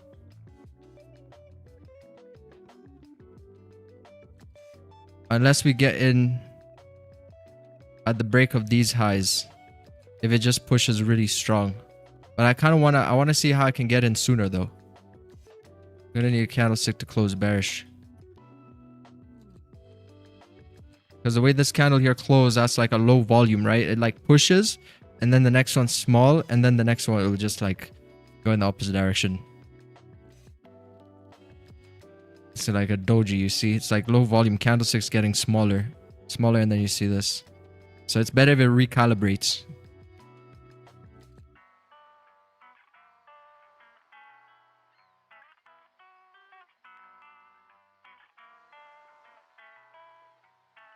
All right, nice. Recalibration complete. Let's try again.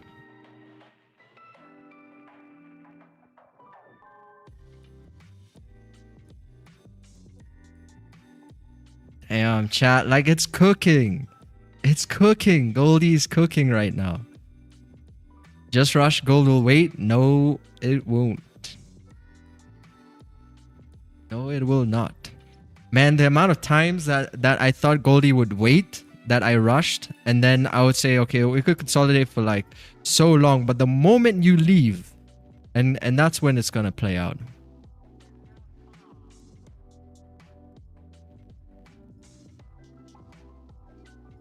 You see, it's having a hard time here by that 5-minute, and that 5-minute SMA is catching up. So you got like that resistance. We just hit that resistance, but that's the resistance I kind of want us to see if we can break above, especially if we break above these wicks with like clean traffic to keep moving up. But you see the hourly is kind of heavy, so if it does pull up quite aggressively, we're gonna see a really fat bottom wick on the hourly, which is also quite possible.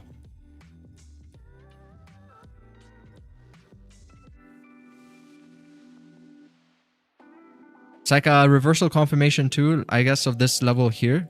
See, I broke below that support region, and it's still holding, right? It's still holding. So if it breaks and continues moving down, then it's going to 44.50. But this is a bust stop. This is a point A. And this is where you could see that potential reversal happen as it breaks a key level of structure and then starts breaking wicks to the upside right over here. See, that's why this is important. 44.57. So we'll see. Maybe we might even get a liquidity grab confluence before it moves up again. Gotta pay attention to these wicks. Yeah, the wicks are forming. See any kind of long wicks. This one just took out these lows. A small area like this. But we're about to get a new 5-minute open though. Wow, look at this. We got more people watching now. Vic, it only play like that when you leave. When you say stay, it keeps consolidating. And look at how tight this range is as well.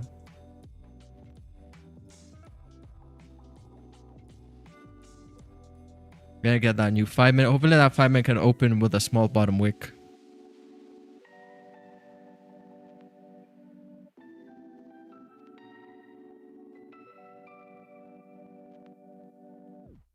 We're gonna get 20 minutes till the new hourly open. But this would be, I think that would be my trade for the London.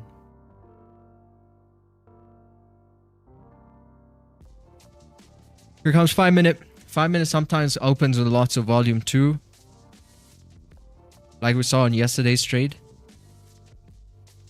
It's creating the lows. 5-minute lows have been achieved. We need to break wicks. You see, the thing is here, we're not breaking any wicks. And if we're not breaking wicks, then there's lesser probability for price to move in any direction. I'm on 53 and this is shite. What says 53? Oh, you're in the trade. Yeah, if you're in the trade at 53 and price breaks below 44, 54 over here, then we're probably coming in deeper.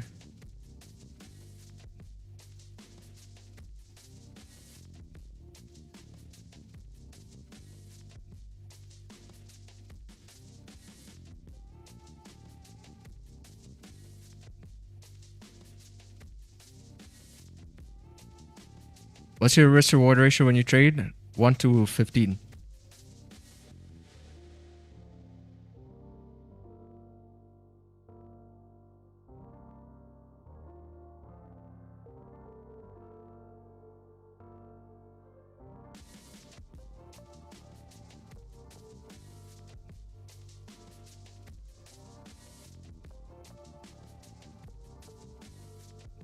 It's a very delicate situation, this is. Very delicate situation gold is in right now.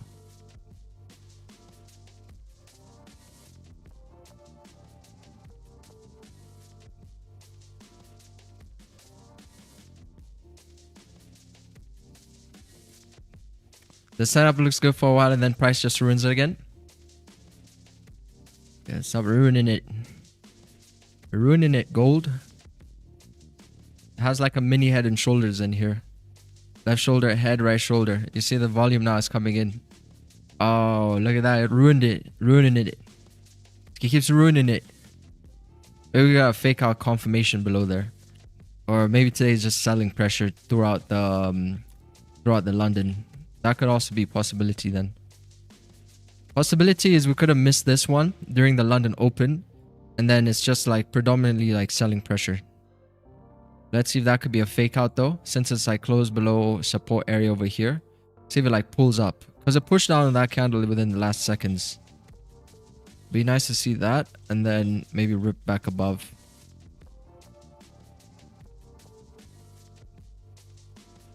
Or it could even just be waiting for the hourly chat. We might see it push down and then wait like 17 more minutes. We'll be waiting for the hourly closure, because when the new hourly opens, you see this hourly candle, it's already had a move. It was that sell consolidation up there. It's had a push already. You know? So maybe it's like waiting. It could be waiting. We'll see. But with a new hourly open, all this comes new opportunity. Then you get a fresh hourly candle that moves like this. Perfect. It's always nicer to trade with the in line with the hourly candlesticks too.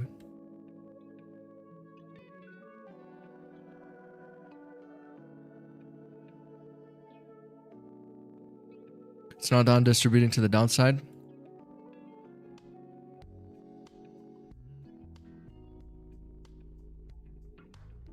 Look, it's breaking that wick. 54. Taking 54 out.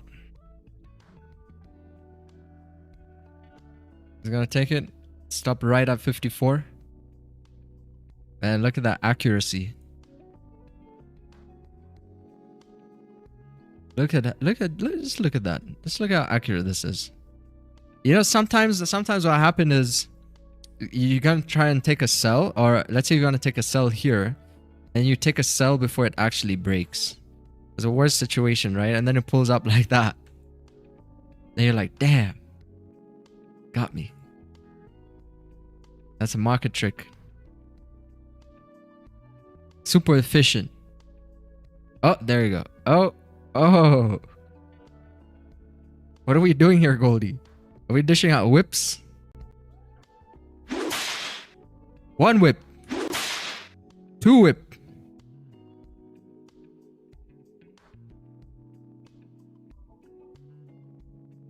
That could be the fakie though. But I don't like this. I don't like how gold is behaving right now. It better not be in a chop. Because you're only gonna see the chop afterwards. See, like on the 5 minute, it's starting to kind of chop a little bit. It's not too bad right now, but you can see the buildup of wicks. Like wicks are starting to build up. Right, so hopefully that's not the chop. Because we've already had some pretty significant moves. London open, and then London here as well. A buy and a sell. Then it will chop, accumulate. If that doesn't play out, then there's a chance that it just holds this area. Because it hasn't really given so much of as an entry yet.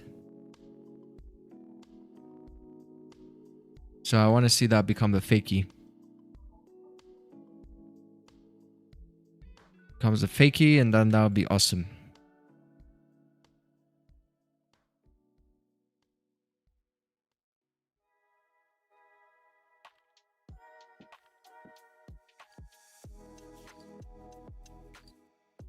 Alright, so now I gotta relocate this a bit, I think. Structure's shifted.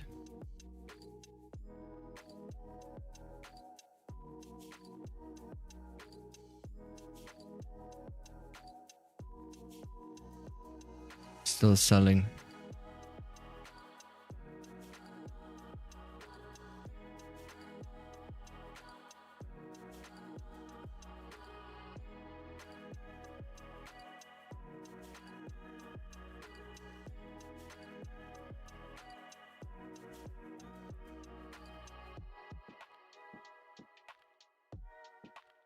A lot of big rejection wicks still. I cancel my pending buy at 57.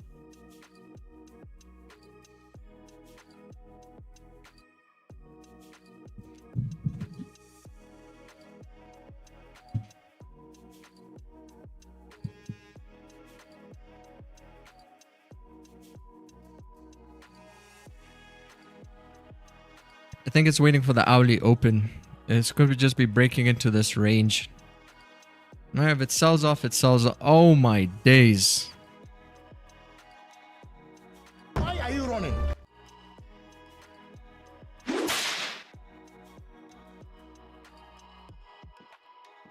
Yeah, this is not looking too good for the buyers.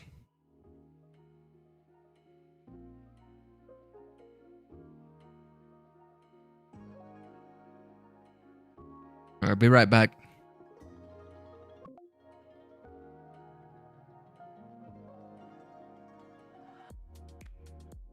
Bombocat!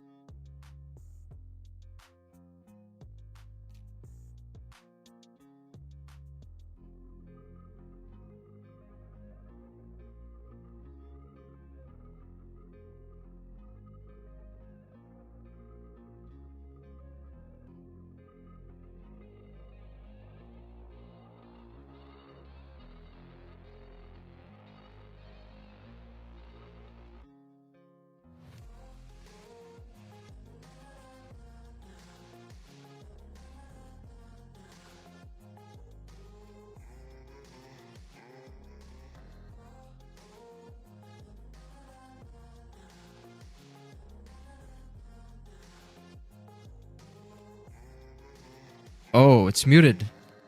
Okay, no, I've opened it. Yeah, I was saying it looks like it's just cells. It's just been cells, and also it cooked right here. It cooked right here. Right? You could see the distribution points from when we were looking for entries, but they were just cell confirmations. You see, it shouldn't even be breaking those lows unless it wants to move down. So you just broke the low here, it moved down. Broke the low here, moved down. The only buy that was playing out was a small little one right here at the London Open. So you just got 1, 2, 3. So that's the third one right there. You see, like throughout the whole session, you should be able to look back at your session and just quickly review it and see where were your entries. Could you have executed on those entries? But let's see, what other things can we do to help generate a secondary income? You gotta start like an OnlyFans, and you know, then that could become your secondary, and then maybe your primary even, depending on how good you are. No, I'm kidding. You can do secondary income. What would be a good secondary income?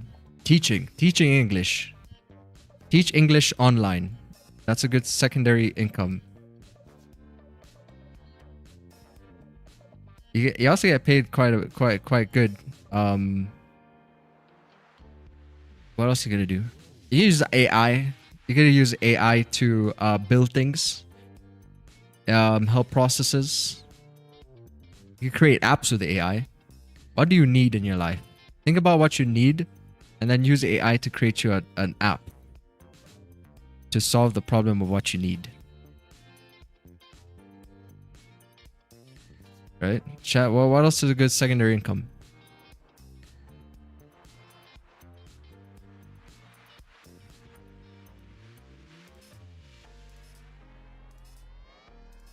Do.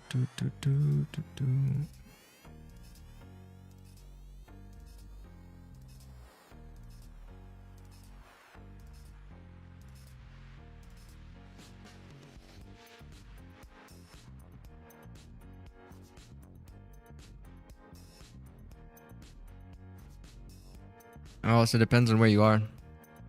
If you're still in school, then, and you're still in high school, then a good secondary income is like selling food.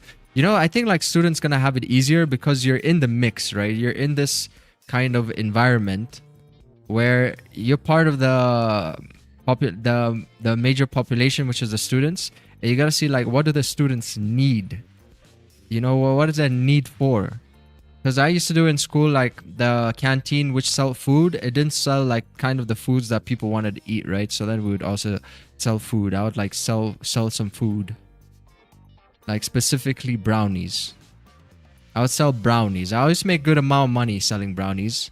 And back in my day, you know, that was like, you make like $10, $10 to $30 a day selling brownies. It's really good money. You could do a lot with that back in those days, especially as a kid. You know what you spend money on anyway.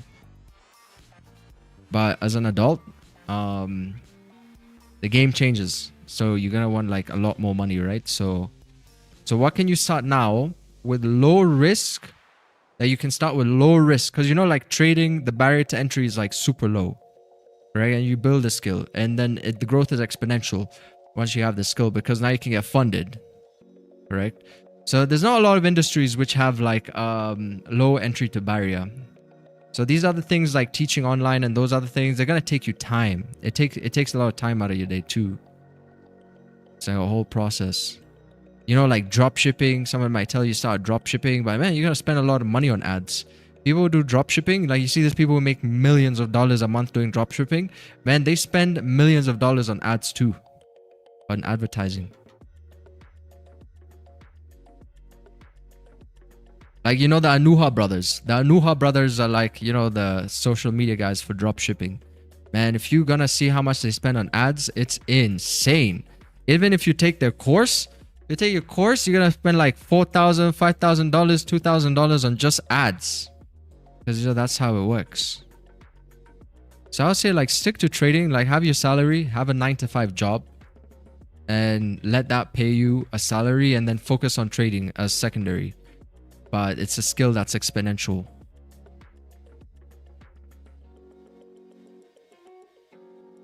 Yeah, you gotta need a 9-to-5. There's no side hustles that you're doing.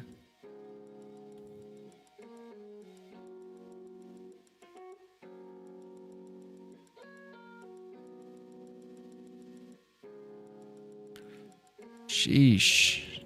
So much selling pressure. Need money to make money? Yes, sir.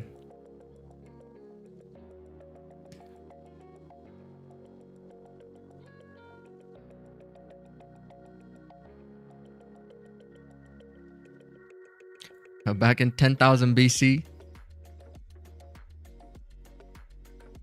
Man, in my day, I brought bread and would sell slices at premium. School started calling it abnormal profits. Sounds like a bar right there. I wouldn't because it's weird for a Josh to watch a Josh. Oh, voice acting. Can you check on my request for stream spreadsheet? Yes. Being a developer, yeah, with AI now you can do that. If I start an OF, would you watch?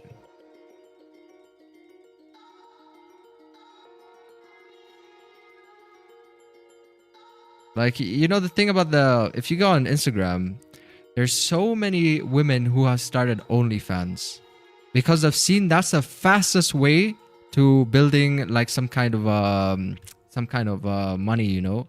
But it's quite a degrading job, so you gotta like be at your lowest to start an OnlyFans. But you know, if you're gonna do it, that you're gonna make a lot of money potentially.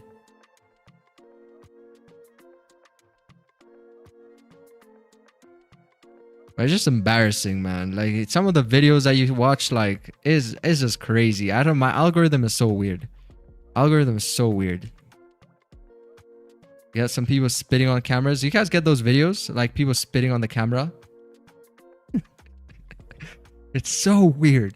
But man, they're gonna be the same people making like, you know, like how strippers make money? They're gonna make money the same way like a stripper. A stripper in Atlanta can make like $10,000, potentially like $10,000 a night at a good strip club. Imagine that, $10,000 just for dancing. You don't even have to do anything weird. You're just dancing, make like 5-10,000 grand. You're gonna do that. You're gonna do that for like you know, like half a year or however much you gotta do it, and then you gotta get out. That's what Cardi B did. Cardi B started stripping. She made her bread, and then she started making music. Super degrading stuff, but man, if you know, if your life depended on it, I always like to think about it this way. If your life depended on a lot of things getting done within the year, you're gonna get those things done. You're not gonna waste time. Like, let's say if this was your last year to ever be successful, right? You're going to do everything it takes to become successful. But you know, the problem is right now you think you have time, you know, and the years go by so fast that you get used to it. And the problem is the older you get, the faster the years go by, because you know, you've already spent so many years on this planet that the years feel smaller. Unlike when you were, let's say, like 15, still a teenager, the years feel a lot longer. But when you're in your 30s, get to your 40s, the years feel a lot shorter. So like time goes by so fast. Look at this. I mean, we're already in the going towards the mid of, we're already on the 6th of January. You know, what are those things that you said you're going to do this year? Yeah, are you doing them? Are you doing them, or is that motivation drying up? That's why I always think the best thing to do is start every time when you got a new year.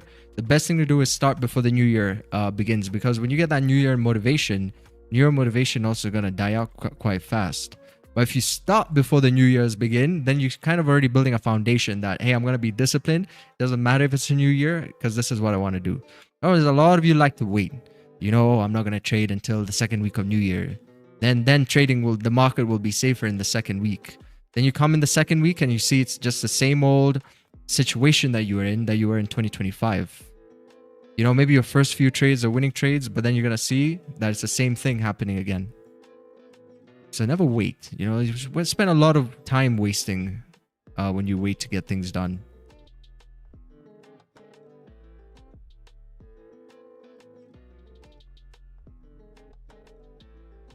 Motivation drop for sure.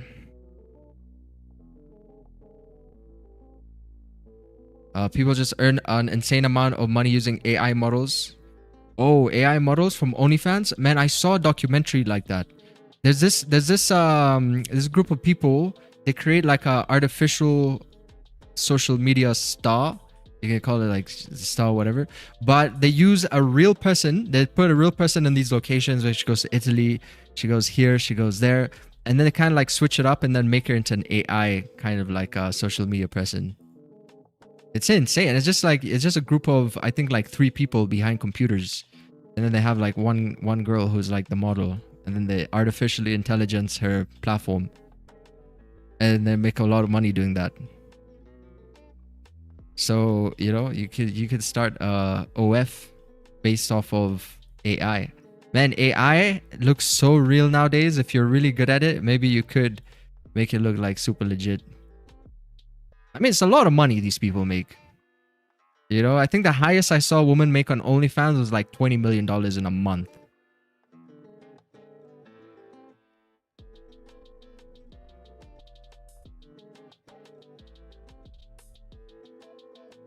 I wish I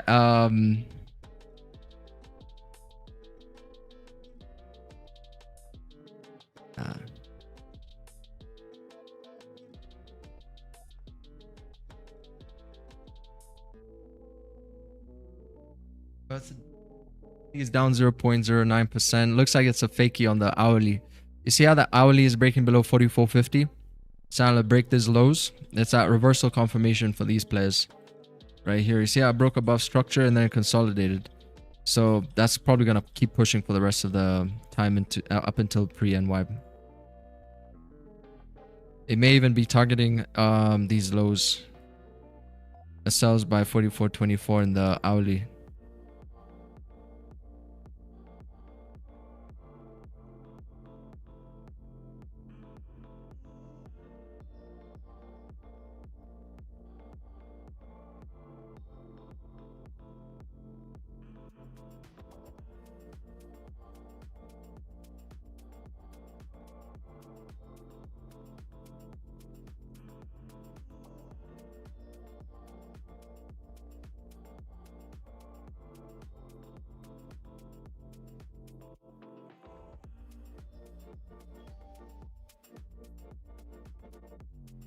Horizon AI models. Let's see, this is about 1 year ago.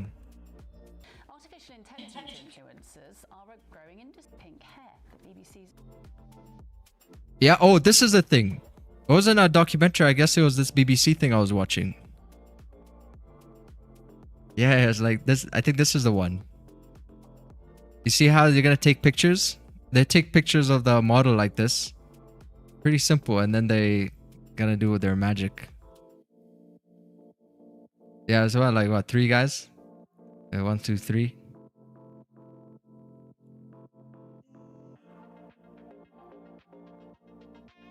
And then they make this person.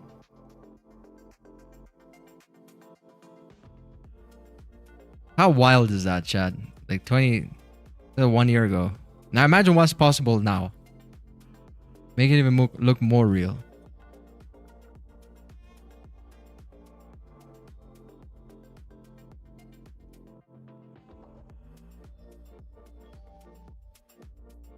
Yeah, so that's a side hustle. That's side hustle for you. Whoever's asking for a good side hustle, that's a side hustle. Get good at using AI.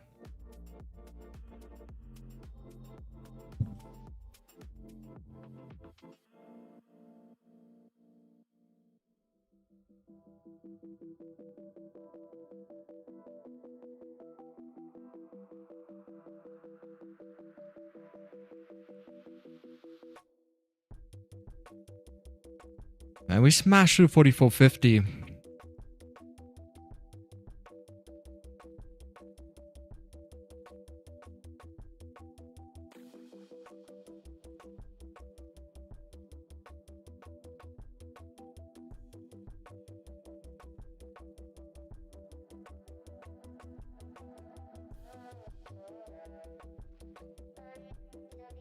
Daily's a doji.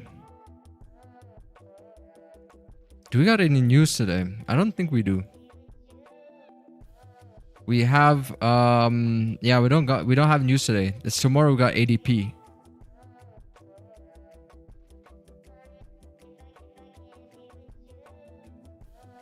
Thursday, you got unemployment claims. They got the NFP on Friday. Maybe the market's waiting for these red folders. Could see maybe the daily kind of hold off for a bit.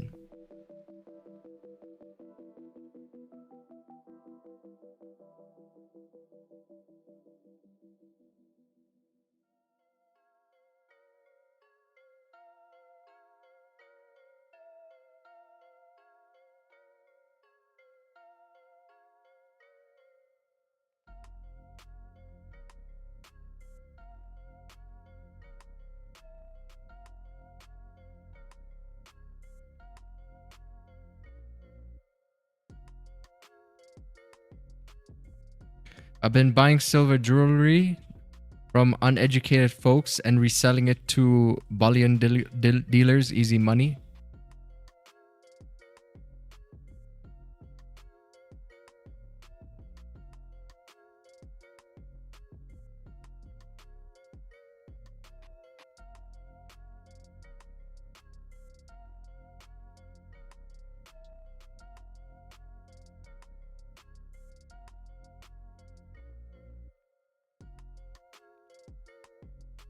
Vending machines. How much is a vending machine industry worth?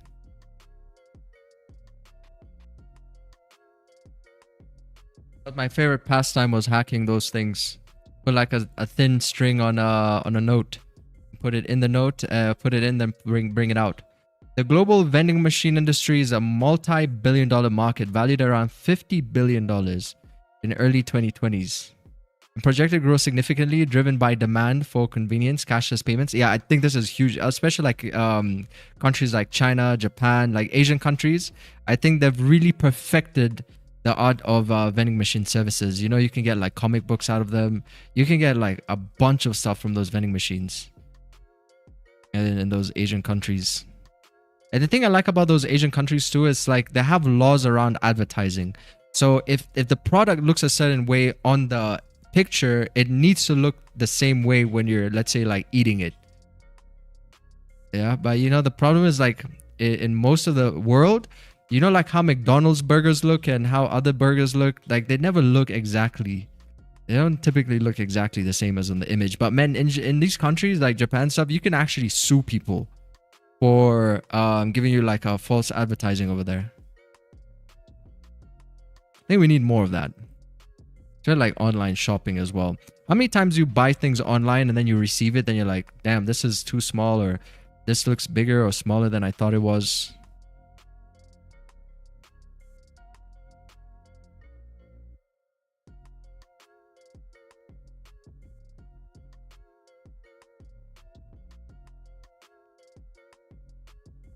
$50 billion. All you need to do is grab a few dollars from that $50 billion industry. Like trading is a $1 trillion market, and every day you're just trying to grab a few dollars from it. Like, how can you pull a few dollars from it? You know, like you think about all of this as money. This is just all money flowing. And all that we have to do is like stick our hand in here and just pull out a few dollars. Few dollars is billions of dollars. It's like hundreds of millions of dollars right now just flowing, and we're just watching it. We're just watching money flow.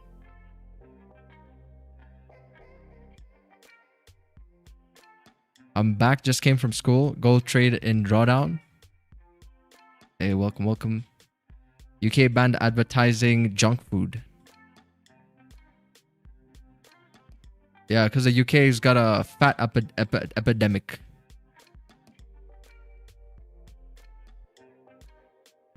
Vending machines plus Japanese snacks equals unlimited profit.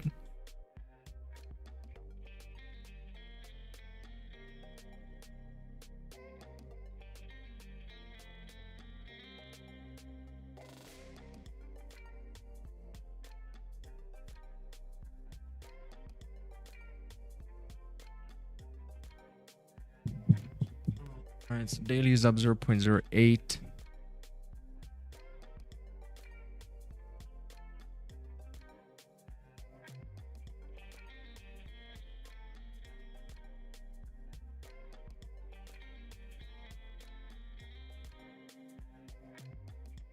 I would say the TFX concepts, man, they've been playing out today. It's just opposite direction.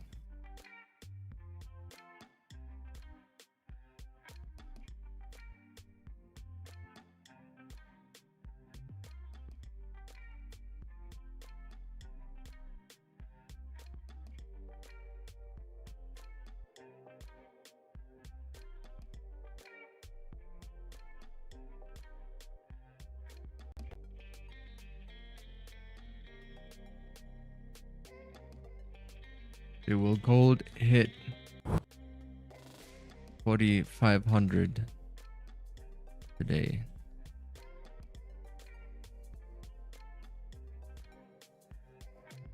I see shuffling.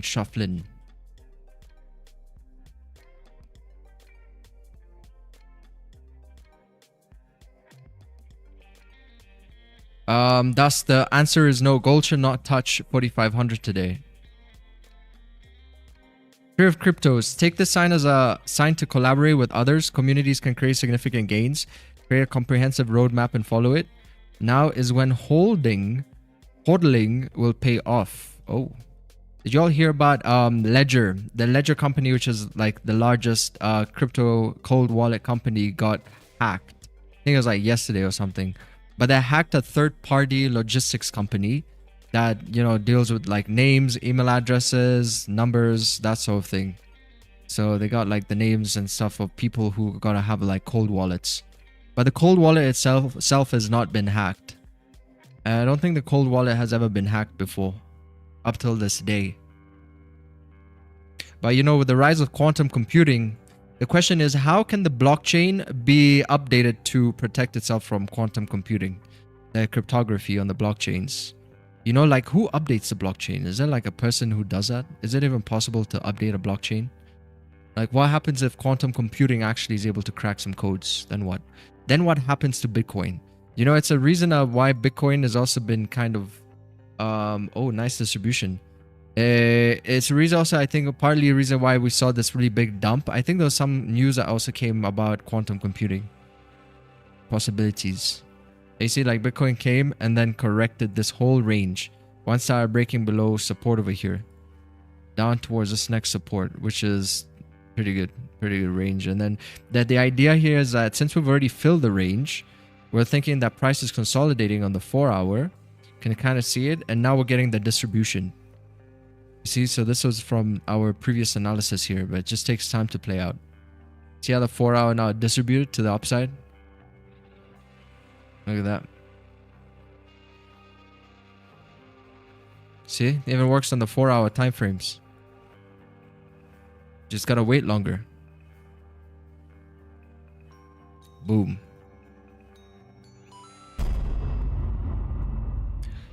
Yeah, so that was our Bitcoin analysis, because, you know, we're going to trade Bitcoin on the HTF.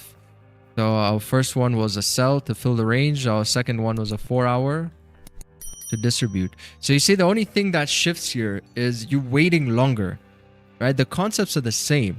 You're just waiting longer. If it's like taking on the daily 4-hour, that's all it is, you know? So when people tell you lower time frames are not safe to trade, it's basically the same thing. On lower time frame, you're just getting your answer quicker than on the higher time frame. That's all that it is. See, now price is flirting around 44.50. 44.50. I would still love to see gold hit 4,500 today.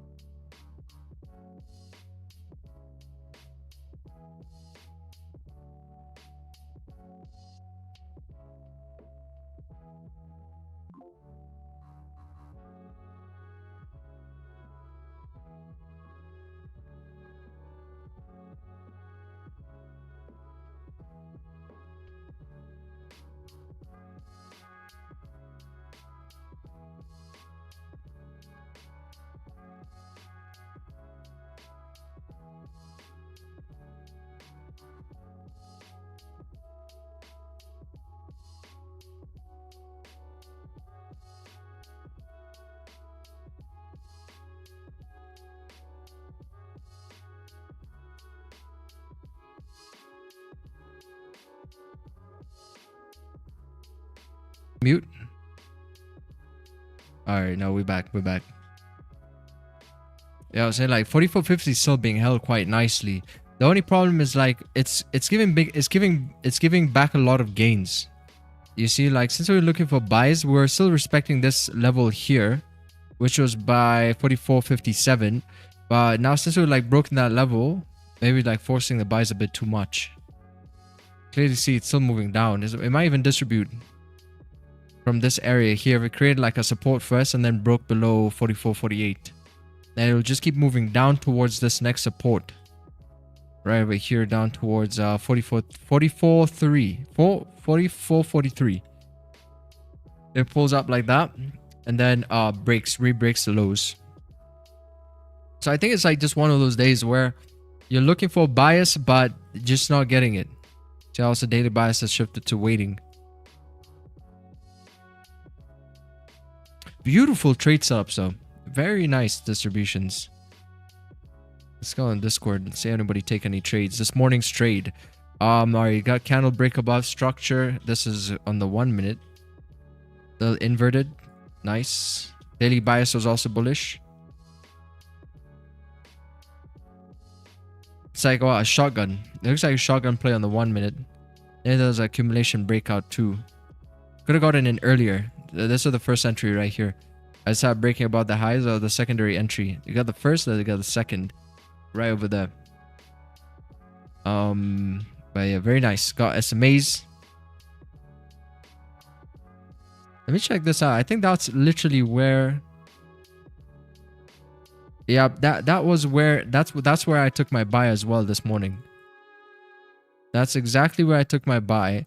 But the idea was that price was just to break this high on the shotgun entry to keep moving up bullish. But yeah, pretty much this is pretty much the same entry here. Nice. Close at 27 pips, still learning to hold runners. You know, the thing about holding runners, you gotta secure like a partial. You know, so when price moves at your 1-to-1, let's say if that's where you're closing, just secure like 80%. Secure 80% and then let the rest of the position run. And then that's how you get confidence. You build confidence to hold a running trade. Because when it's a full position, you feel more tied to that position. Because it's a winning trade potentially becoming a losing trade. Close partials or give yourself out of 2 trades a day, 1 trade to be a running trade. You know, so maybe pre-London is your running trade, and then London, for example, is your scalp. So it's a bit more consistent, and then you build like a kind of a perspective on how those running trades look like when they play out. They just create a support here. Man, a break of these highs would actually be nice, but I like 4450. It's like 525.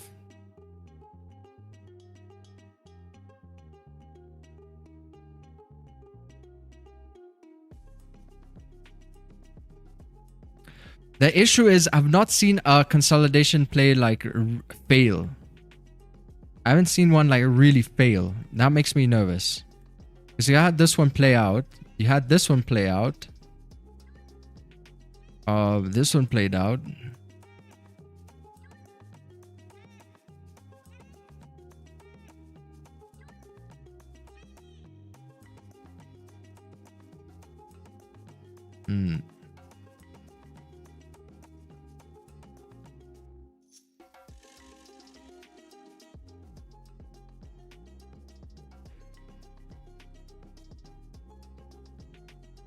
I think the internet's bugging.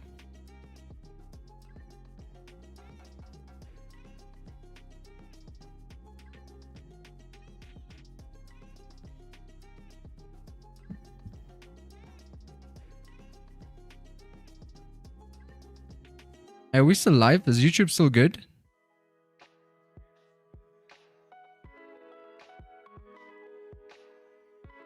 We still live on Discord?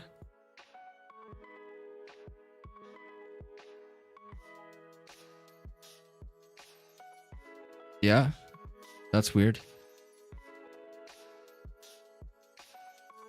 Why did TradingView just go off? Probably need to use a VPN or something. Tell my internet provider is so weird. TradingView lagging? Yeah, TradingView is off. Then I turn on my VPN. I don't know why ISP providers are just so hung up about websites. Like literally, like why block websites? I don't get it.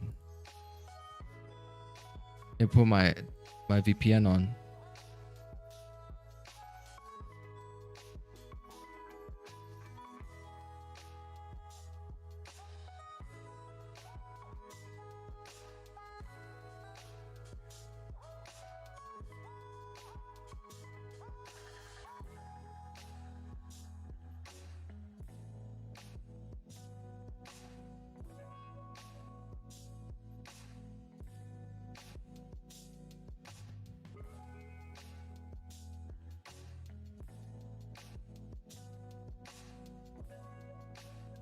Like why block Zoom? Why block Zoom? Why block TradingView?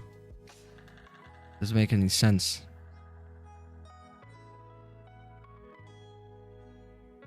You'll say it should come back on when the VPN connects.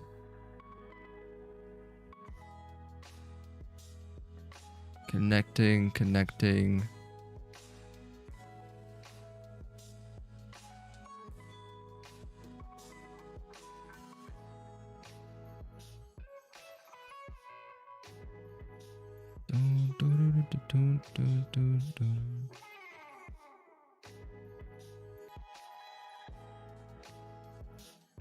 Oh, it looks like it's breaking. It's potentially gonna break.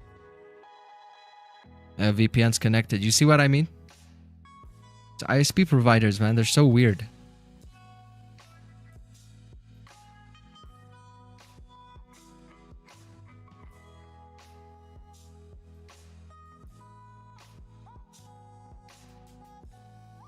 I'm gonna fake out below 4450. 4450 is still holding like some kind of psychological mark.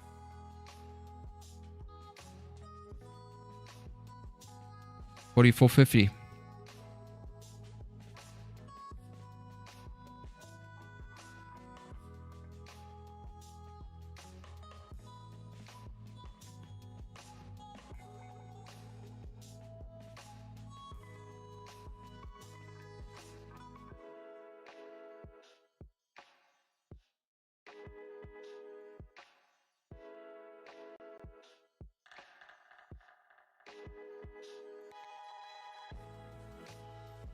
So trade stack and retest on the 1 minute.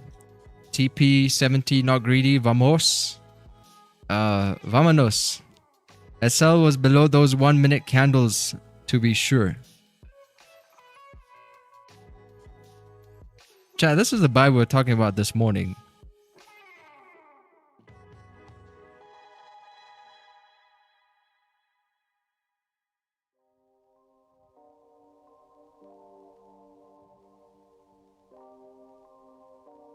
I low-key feel like that was it.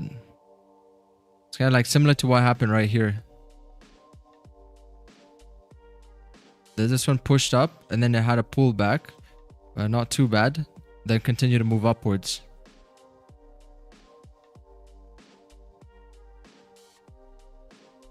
There's this one right here.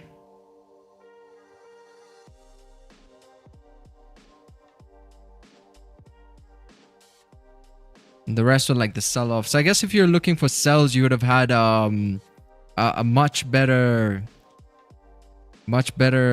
pushes. The buys here were actually pretty good, but predominantly for the London, looks like the sellers were the ones coming in. Oh, is that a fake out? I think we just got a fake out.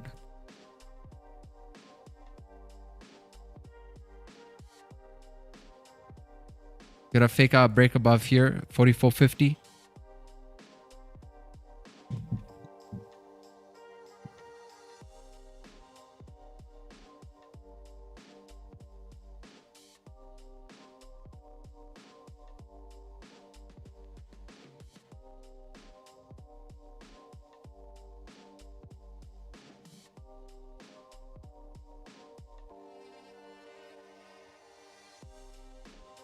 Five minutes breaking here. I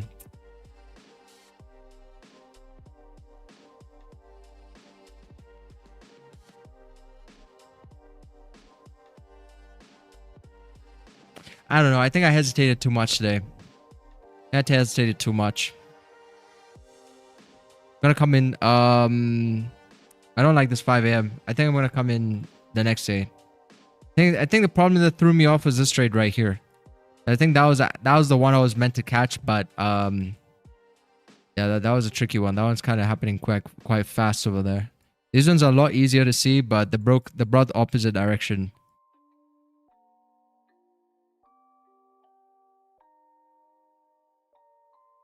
The unboxing chat.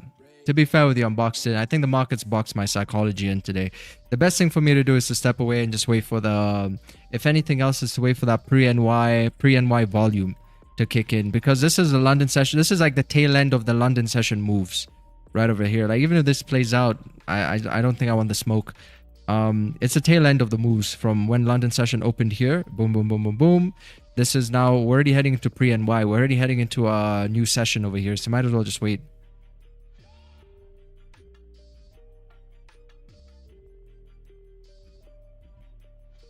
I also see this is already playing out from down here too. Correct? From the break of those highs. About like almost like a 30 pip move from this little accumulation here below 44.50. It's actually quite nice because I had that 44.50 confluence as it broke about these highs. But how did this candlestick break? Did it pull down first? Let's see. Boom. Create support. Next candle. Did it create a bottom wick first? And if it created the bottom wick first, that's really nice. Really nice. Bottom wick and then re-break of the highs to keep moving up.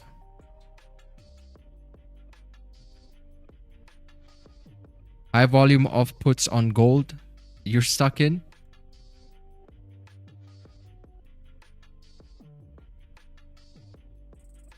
Yeah, I was tempting because it's like, it's clean, it's nice, but again, it's like we got to consider the fact that this one distributed. So I had a feeling there was going to be some kind of a pullback to mitigate this area over here.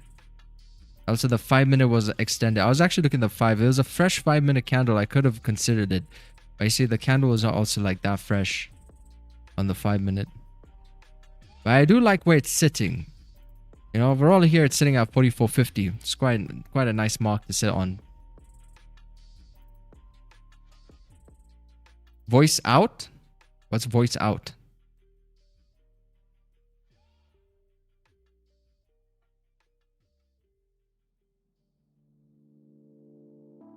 $4,500 coming. Think he's gonna go to the upside soon?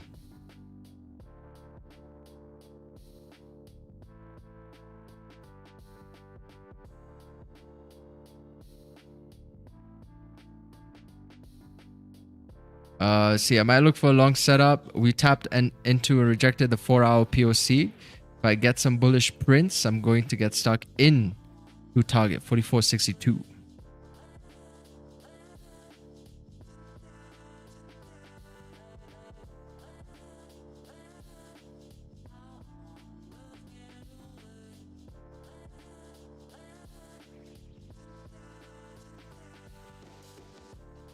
Let's see if it plays out. How deep was that retracement though? Sheesh. Close to 20 pips that was.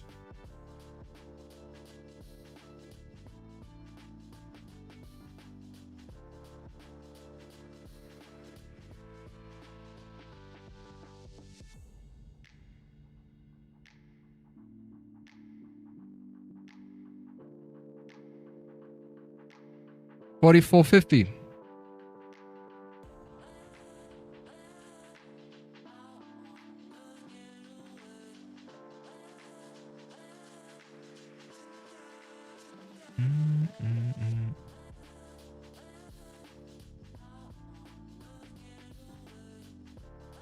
One hour break of the highest possible, sending gold up.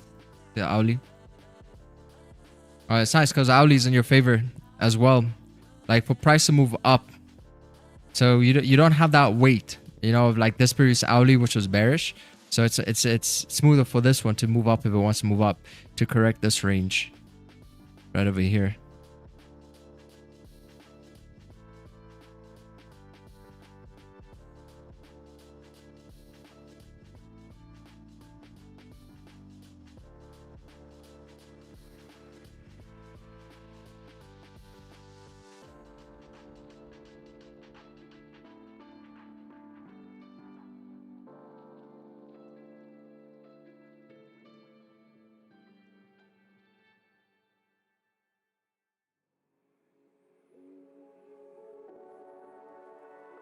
You gonna fly, Goldie? Why are you running? Fly. Does change in state of delivery CISD strategy good for trading gold? No idea. Sounds like some rocket science to me.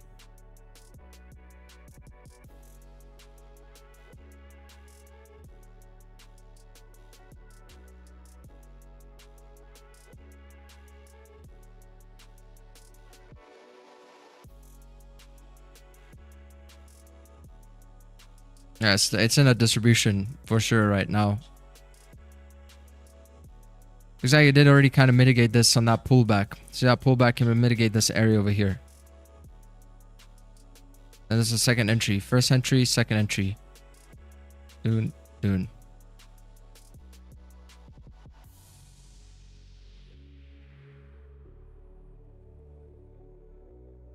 Try order flow.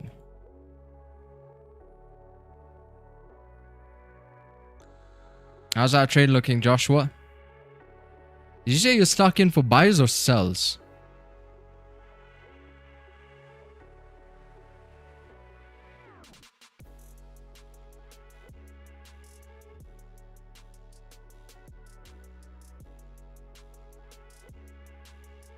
What you get stuck in for?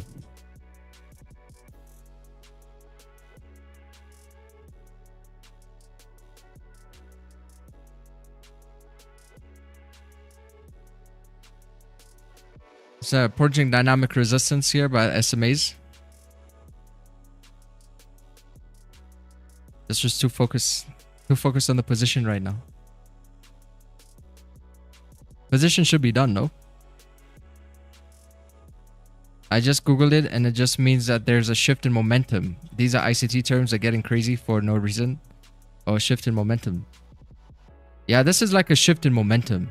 Because like when we came in during the London, we had price was still overall bullish, even from the previous day.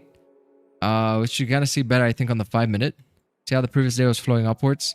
And how even during the London Open, we're still above like key resistance points. This is from basically Asia session highs, right? Oh, well, Asia session highs would be up here, but this would be like the key resistance from like following through yesterday's volume. Because it spiked up like right here. And then you opening with the London right above that zone. Then you see price moved up and then we got like a change of momentum towards like the downside. Instead of respecting this previous PA to the upside, momentum started shifting more towards the downside. That's it. All you got to do is like use your what is it? Like use your eyes and experience of reading candles and structure, market structure. You done for the day? I'm like, I'll take like one more trade for the day. No, I think I'm looking for a like an easier setup, something like this, but maybe the next, I don't know, we'll see. Like, did you get in trading? No, there was just this one right here that also, I don't know, like today is just a lot of hesitating. I hesitated a lot during the pre-London time. I think I missed this one right here during the London Open, and then markets have been doing the opposite from that point onwards. From here, selling off, selling off, selling off.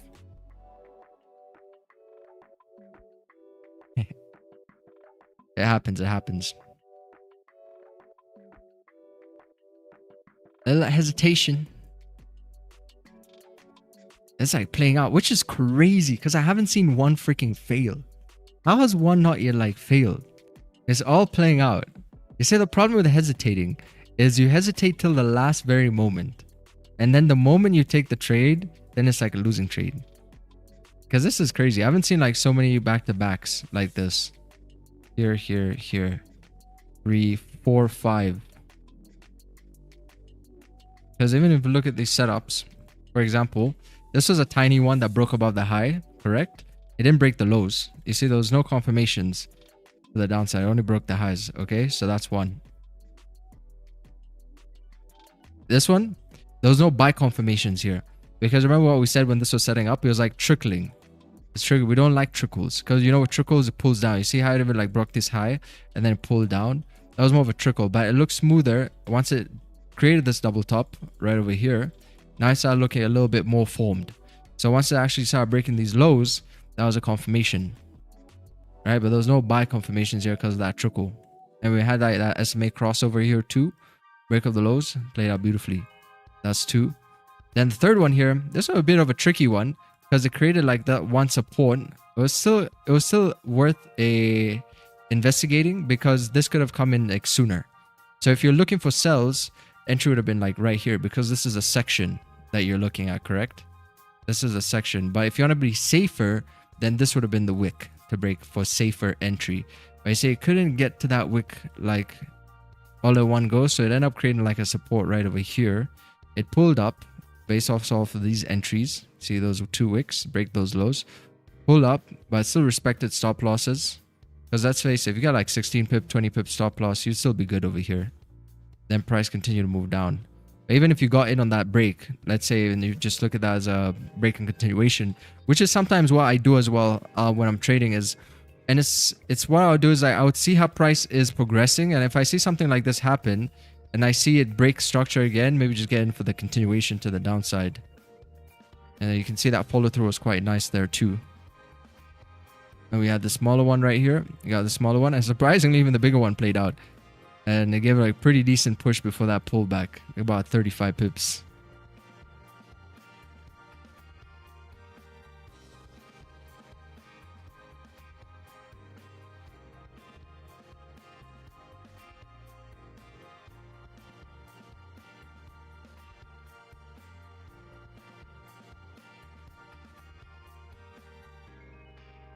But it's selling. Goldie is selling today. I think the reason it's selling is maybe like profit taking. We're seeing more profit taking as we're heading towards these red folders. Starting from tomorrow, ADP non-farm employment change, unemployment claims, then non-farm employment change. So I think that's what we're seeing here today is just a bit of profit taking from, I guess you call it smart money. Getting ready for a news this week.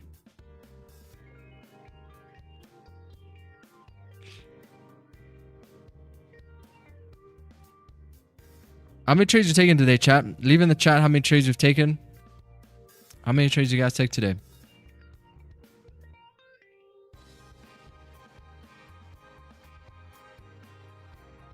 Say super clean range on the left-hand side. Very strong and clear bull signal. Hit exactly previous high smoothly. Oh, thank you, thank you. Thank you for sharing this. This was that market open analysis we had to 4,400. Yeah, this is like very nice. Super clean range. That was super clean range. Very good. Let's see, chat.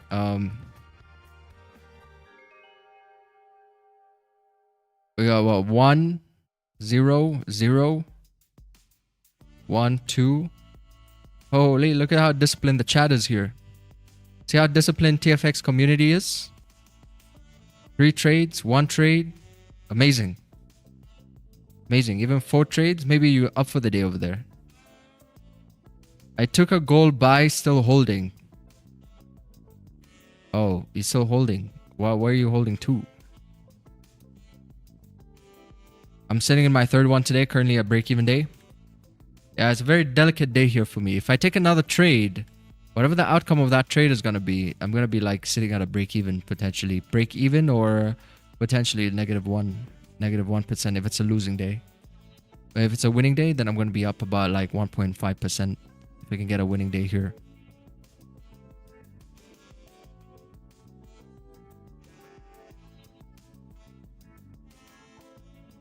Very delicate situation. Or just risk 1% and then have it a break-even day, or a 1% or 2% day. Oh no, sorry. If I take my second trade, full risk, I'll be up at 2.5%. But if I take it 1% risk, then I'll be up 1%.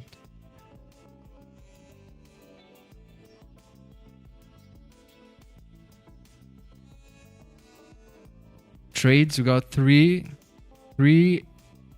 to 2W, 1L. Win Nasdaq and German 40, loss on gold.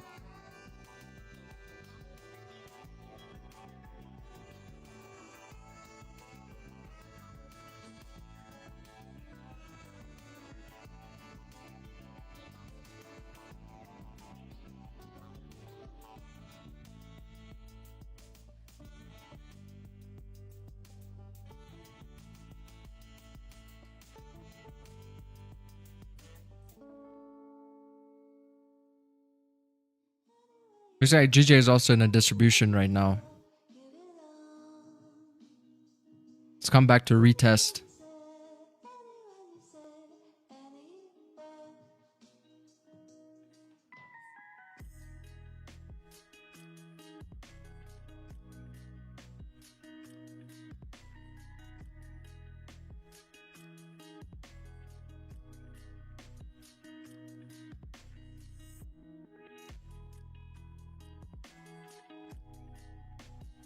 Zero no bias.